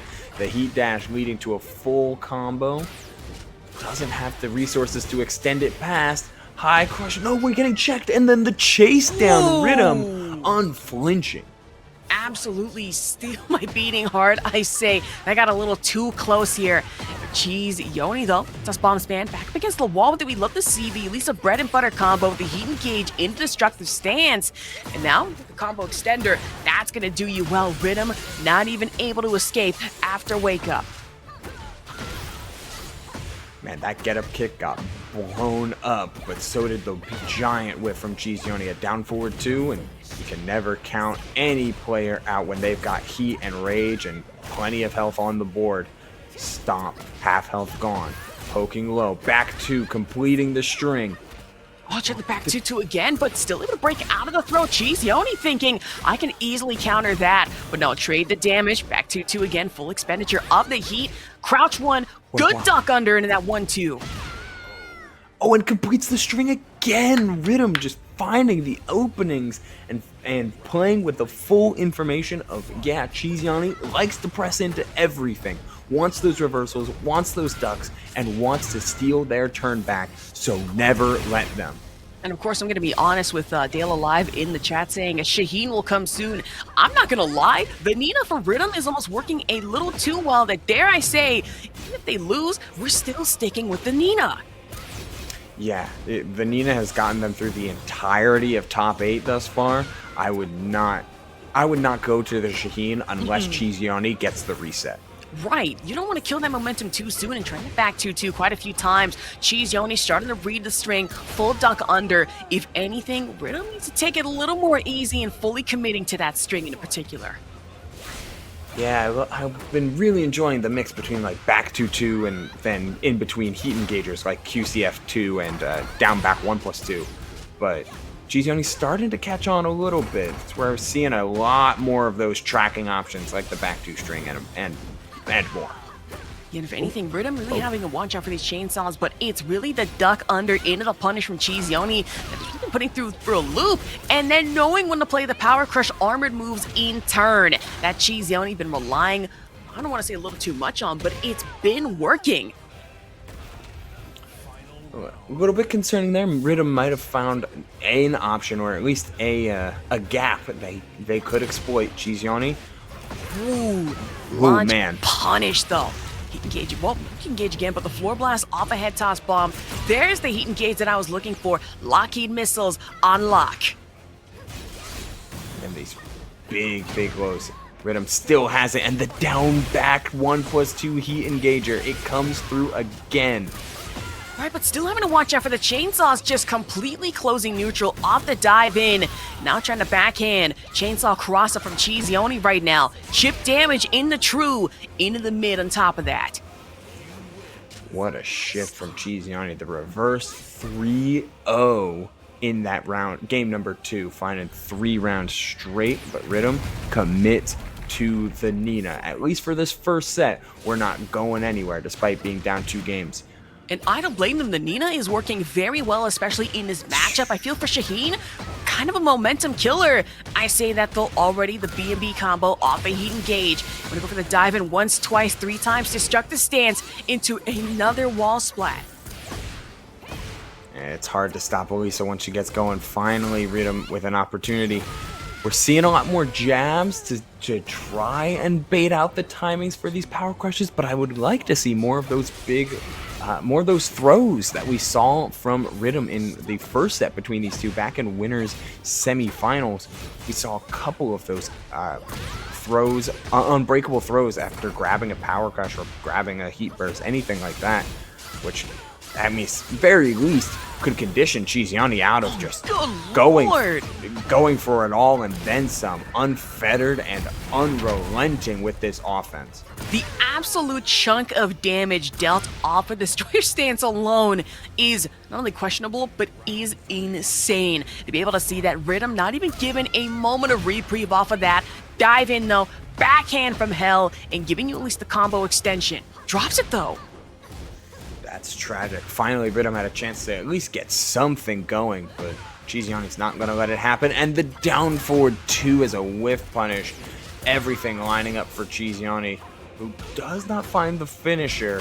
But keep in mind, this floor blast is still online as well. Both players are hunting for that launch, hunting for a way to end it all. Fears the heat dash, instantly pulling out the chainsaws again, but Riddum not having any of it. Absolutely not get that 1-2 string started, but for Riddum, now to take the damage again off the dive. Honestly predicted just a little bit playing that defensive game. That could have been a very dangerous missile hit launch. Oh, commits to the back 2-2-2. And there's a duck, wipes the floor, finds the QCF2. Looking to extend these pause frames. Uh-oh. Oh! Doesn't hit first. CheeseYoni with enough armor and life. So far leading in a grand final. If I remember score correctly, that's what, only 1 away from being able to take the reset? No, that was the reset. That was! I didn't see the scoreboard correctly. Uh-oh. Yeah, that's 3-0 and Riddum. I mean, maybe spoke it into existence as like the Shaheen would be here, and it's very much an opportunity to go Shaheen immediately after, if not just changing the stage. It just, Alisa is so difficult to slow down when a player as good as CheeseYoni is on fire, firing on all cylinders. Yeah, the Shaheen is coming out, needs to change a pace, it needs something different, because CheeseYoni was finding all of the clutch sidestep ducks, quick launches, and powerful punishes that make Alisa so good. Absolutely. And of course, Shaheen, I will say, I am always so scared of seeing character swaps to see if they might be a momentum killer. Riddum, this might be the exception. We already got to start it off with a low parry. Not able to break the armor, though, coming in from CheeseYoni, but instead eat the 2-1. The biggest thing here is, because Riddum is so experienced on the Shaheen, it's not so much one character is going to ruin the momentum of the other. It's, hey, my Shaheen is, Riddum Shaheen rather, is the mechanism at which he can think about the game, and the Nina executes a very strong game plan. That's but the true. Shaheen has just too much experience in order to not be at least a little bit fresh. Right, and you'd also have to remember, this is the same Shaheen that won Riddum Chipotle challengers in the first place and got him the Evo at that point in time. And against CheeseYoni, it's frightening to think about. Shaheen has B&B combos and even the setups on top of that, but with the backhand strike, Riddum gonna whiff on that, has to tank the damage again. Another counter hit throw, and this is what we've been missing from that Nina, and that Shaheen has fully on lock. Big counter hit throws, not to mention the ones that break the floor, very handy on descend into subconscious.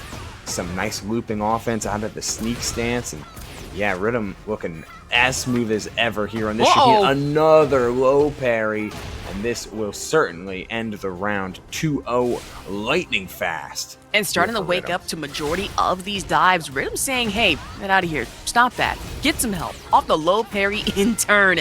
And now, good punish off the duck instead.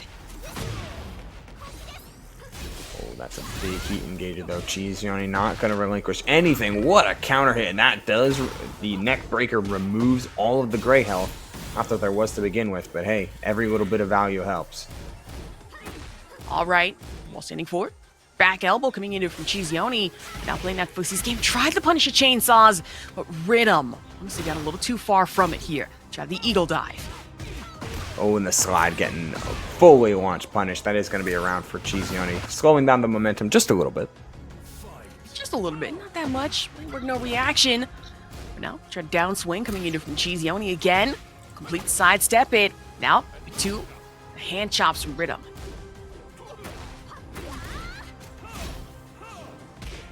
Oh, trying for some extra tracking. Oh man, what a trade. Riddum still holding on to that extra heat engager though. You know the chip damage can be devastating with this destruction stance. You know the damage can be devastating. And even just trying to find a punish off the dive. You want the sidestep right punish. Do so. In turn, counter hit grab, and then that backflip. Oh, okay. And going for the low to loop the offense just a little bit. No punish, calls out the reversal. It was Rage Art, and yeah, Riddum starting to really get into that game flow. You know that CheeseYoni's going to be looking for the big swings, those big reversals, anything to steal the turn back, and Riddum seeing right through it in this game number 1. Just starting to play in your mental, full and good bait out of the Rage Art, the punish. Now for Riddum, 1-0 so far against CheeseYoni. In the chat, I will say, to whoever said Shaheen will come soon, I apologize, I was unfamiliar with your prediction game. You doubted me. I'm That's crazy. sorry. Crazy I couldn't in the chat. help it. The Nina looked so good the entirety of the top 8, but hey, shoutouts to CheeseYoni for figuring something out, and I guess shoutouts to Riddum for doing just the same. Down forward 1 twice over, stopping that jump away, no dice. And that back turn kick didn't even need it at the end of that one. Add some finesse to it. But now playing the armor move, power crush off the chainsaws for CheeseYoni. Slamming the tank on the low, standing forward. Trying to to maximize some of those full crouch options. Oh, the fake into the slide. And now here we are at Riddum's true game plan. Trying to get CheeseYoni to insist on blocking, and then we get to play the full crouch mix between slide and those giant eagle dives. Looking excellent here from Riddum, 2-0 in lightning fast. I was gonna say these rounds are moving fast. Now the floor is lava. Turn that down back once, maybe once, twice over. But for CheeseYoni, still a tank it. Maybe not that one, I say. I might have spoken too soon. Curse lingers again. Full wall carry, and in that back heel kick, gargoyle perch, we go. Guaranteeing the wall after, trying to chop for the mid, the reversal break off that heat smash, breaking right through the attempted armor. Oh man. Now having to play the power crush, the armor through just as many eagle dives as possible for CheeseYoni. Only now able to get the recovery game on lock, but still, Riddum by 2-1 here. Guaranteed floor break. Now we're in the sandy deserts of Las Vegas, Nevada, depending on who you ask here. At least in the desert, and Shaheen right at home. Oh, tries for the huge swing. Instead, we're finding the neck breaker, taking all that gray health away, and the raw rising punish. What a duck from Riddum, who goes up 2-0 just as quickly. If I'm CheeseYoni, I think we need to start thinking about how we're getting into this matchup a little better, because Riddum's Nina, right? That's one thing to contend with. You have some moves that really you find yourself negative on and CheeseYoni can punish on. Riddum's Shaheen feels like a totally different animal that we are still trying to grapple with here. Yeah, playing at a completely different tempo, completely different spacing. Nina's game flow was all about mid to up, range 1 to range 0, and then I'm doing side steps and we're dancing circles around each other. Riddum, we're seeing a ton more of these, of just KVD to full screen, and giving him the opportunity to go right into sneak stance, or to use it off of a full crouch down forward 4 and let that do the talking. A variable presence. Watch out for that chainsaw chip damage. I'm sorry to cut you off there. I apologize. No, you're good. But you're still, a back grab. Nasty work. Sickening disrespect off the slide. That low chop too. Gaining some plus frames. Close enough. Everything hitting.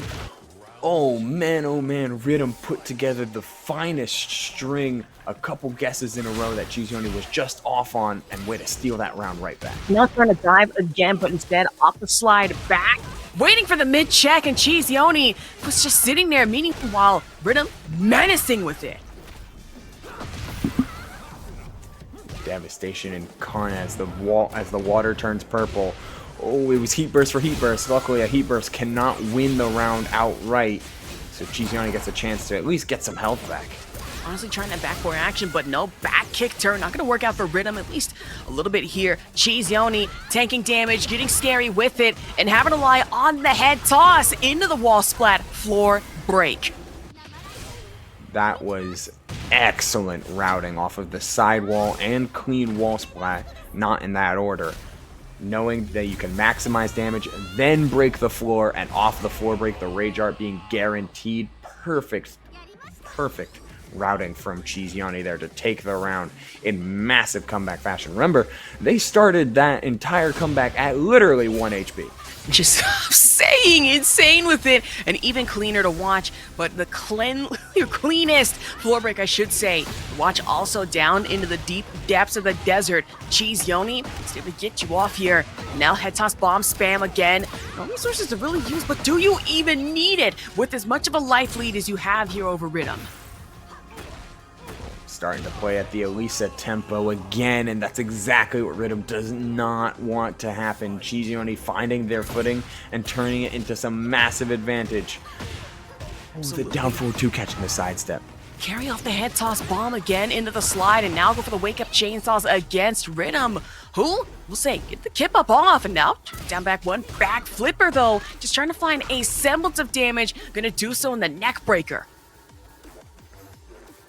We're not seeing as many raw sneak stance options anymore here, Ash. Instead, we're trying to represent a little bit more of that full crouch mix.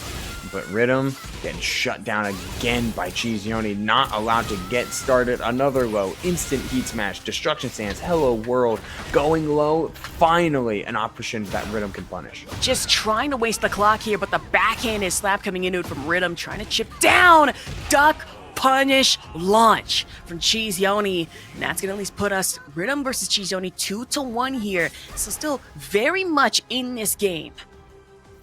And it's all fast, it's all snappy, it's all instant decision making from CheeseYoni, playing at that prime timing that CheeseYoni knows Riddum wants to establish for themselves first before the stagger mix-ups comes to play, but Cheese is just making stuff happen right off the word go. Man, and I'm saying, of course, shout out to XFS in the chat. Do I hear a hiss snarl? Well, yes, on commentary. That is me. But that aside here, focusing back onto the matchup. Now watching out for the chainsaw pull back and the dive, trying to guarantee the damage. But Riddum sidesteps it once, twice, 3 times here. And of course, sidestep for sidestep, CheeseYoni going to be taking that round. Yeah, Riddum getting a little greedy, trying to hunt for that heat engager. A case in point would have been excellently timed in the previous round, but hey, you'll still take it all the same. There's plenty of that. 4, but no. Dive in, back flipper, punish, but still drops it. And that's going to be a little devastating here for Riddum. Yeah, that could have been huge damage. Instead, I think the CheeseYoni hadn't quite landed yet, so it was a float hop kick, which changed all the timings. Absolutely. But now just going for the ACL kicks once, twice, 3 times over. And against CheeseYoni, no duck on a single one of these lows. And for Riddum, opportunity just a few more away to really just set this grand final reset in the books. Yeah, shout outs to those instant, like, sneak stance cancel into crouch, and then another down forward 4 into sneak stance. And it's a powerful loop to the offense. Oh, and speaking of some quick lows, that slide creating opportunities. Oh, no dice. Oh, complete punish in the middle of just trying to find a crush. And now for Riddum. Honestly, no heat just left here. And now you only have the rage up to rely on CheeseYoni. Very little resource to work through. Also, now generic 2-1 punch here for Riddum. Into that eagle dive with the wake 4, but no grab here. Oh, blocks the slide but doesn't commit to anything. Oh, Instead, no. it's CheeseYoni getting the chance to play the mix. Now the floor, yet again, complete purple lava, which is a concerning color, but I think in this game does not matter. Anything goes, even more so off the dive, trade out and damage again. I would be remiss to try and question whatever's going on in Jin's mind, but meanwhile, Shaheen finds the throw on this Alisa, another huge counter hit throw that breaks the floor. Of course, break it as best as possible. Break the knees also, but CheeseYoni counterbacks against it. Head toss bomb, the B&B special from Alisa into another floor break here. But this time, Riddum taking a brunt of damage off the missile locks. Can't even tech roll. Oh, finally a throw break, not a counter hit throw. So CheeseYoni had plenty of time to react, seeing the huge damage off that my high, God. But an excellent step. Caught the back, and that's tons of damage. You have to guess 4 game went high for the plus frames, and CheeseYoni got a chance to play out the full string twice over, getting some stance mix-ups, using that flight state to full effect, and Riddum suddenly, after going up 2-0 in the fastest of fashions, finds themselves in a Game 5 here at the Grand Finals reset for Breakout Series number 6. We are 2-2 here now. It is absolutely insane. I mean, hell, even that would be a complete and total understatement of how this has been going so far. More so the damage. Chainsaw chip again, and Riddum. I mean, okay, that was an insane jump over. What the hell? We're starting to leap over these lows, but that assumes you get a chance to play it out after, and CheeseYoni, they are never giving you the time of day. It is steal your turn city and play out this offense as long as possible.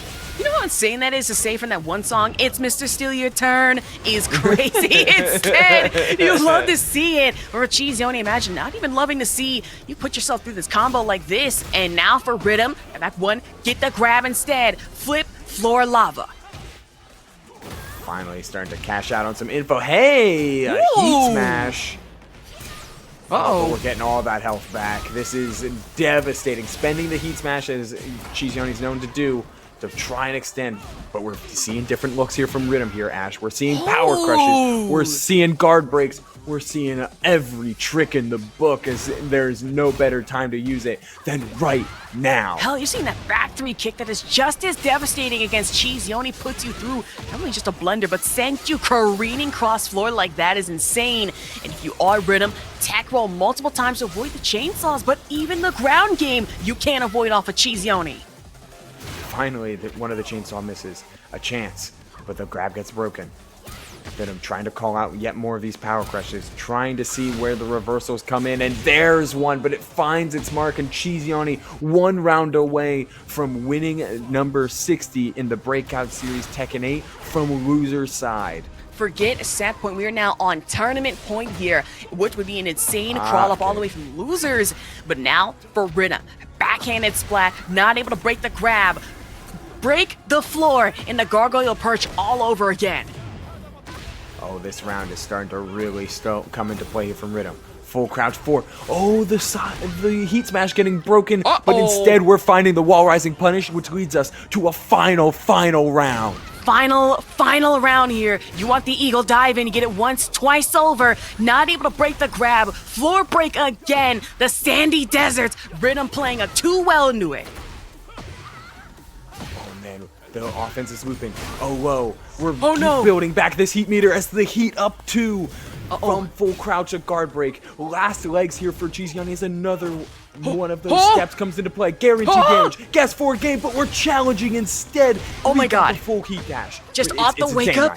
Instead from CheeseYoni, Sandless neck combo's cute. This is even cuter. Mina Cyborg Rolling in the first place. Head toss bomb span to follow up after the fact. Do it twice over, and you still have the Rage Art available.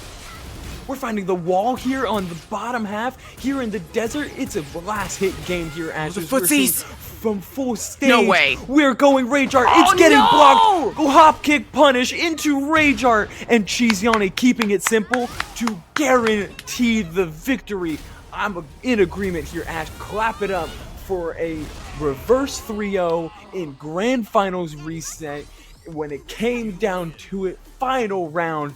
And it's CheeseYoni winning this edition of Breakout Series from the loser's side. Insane to think about, the absolute insanity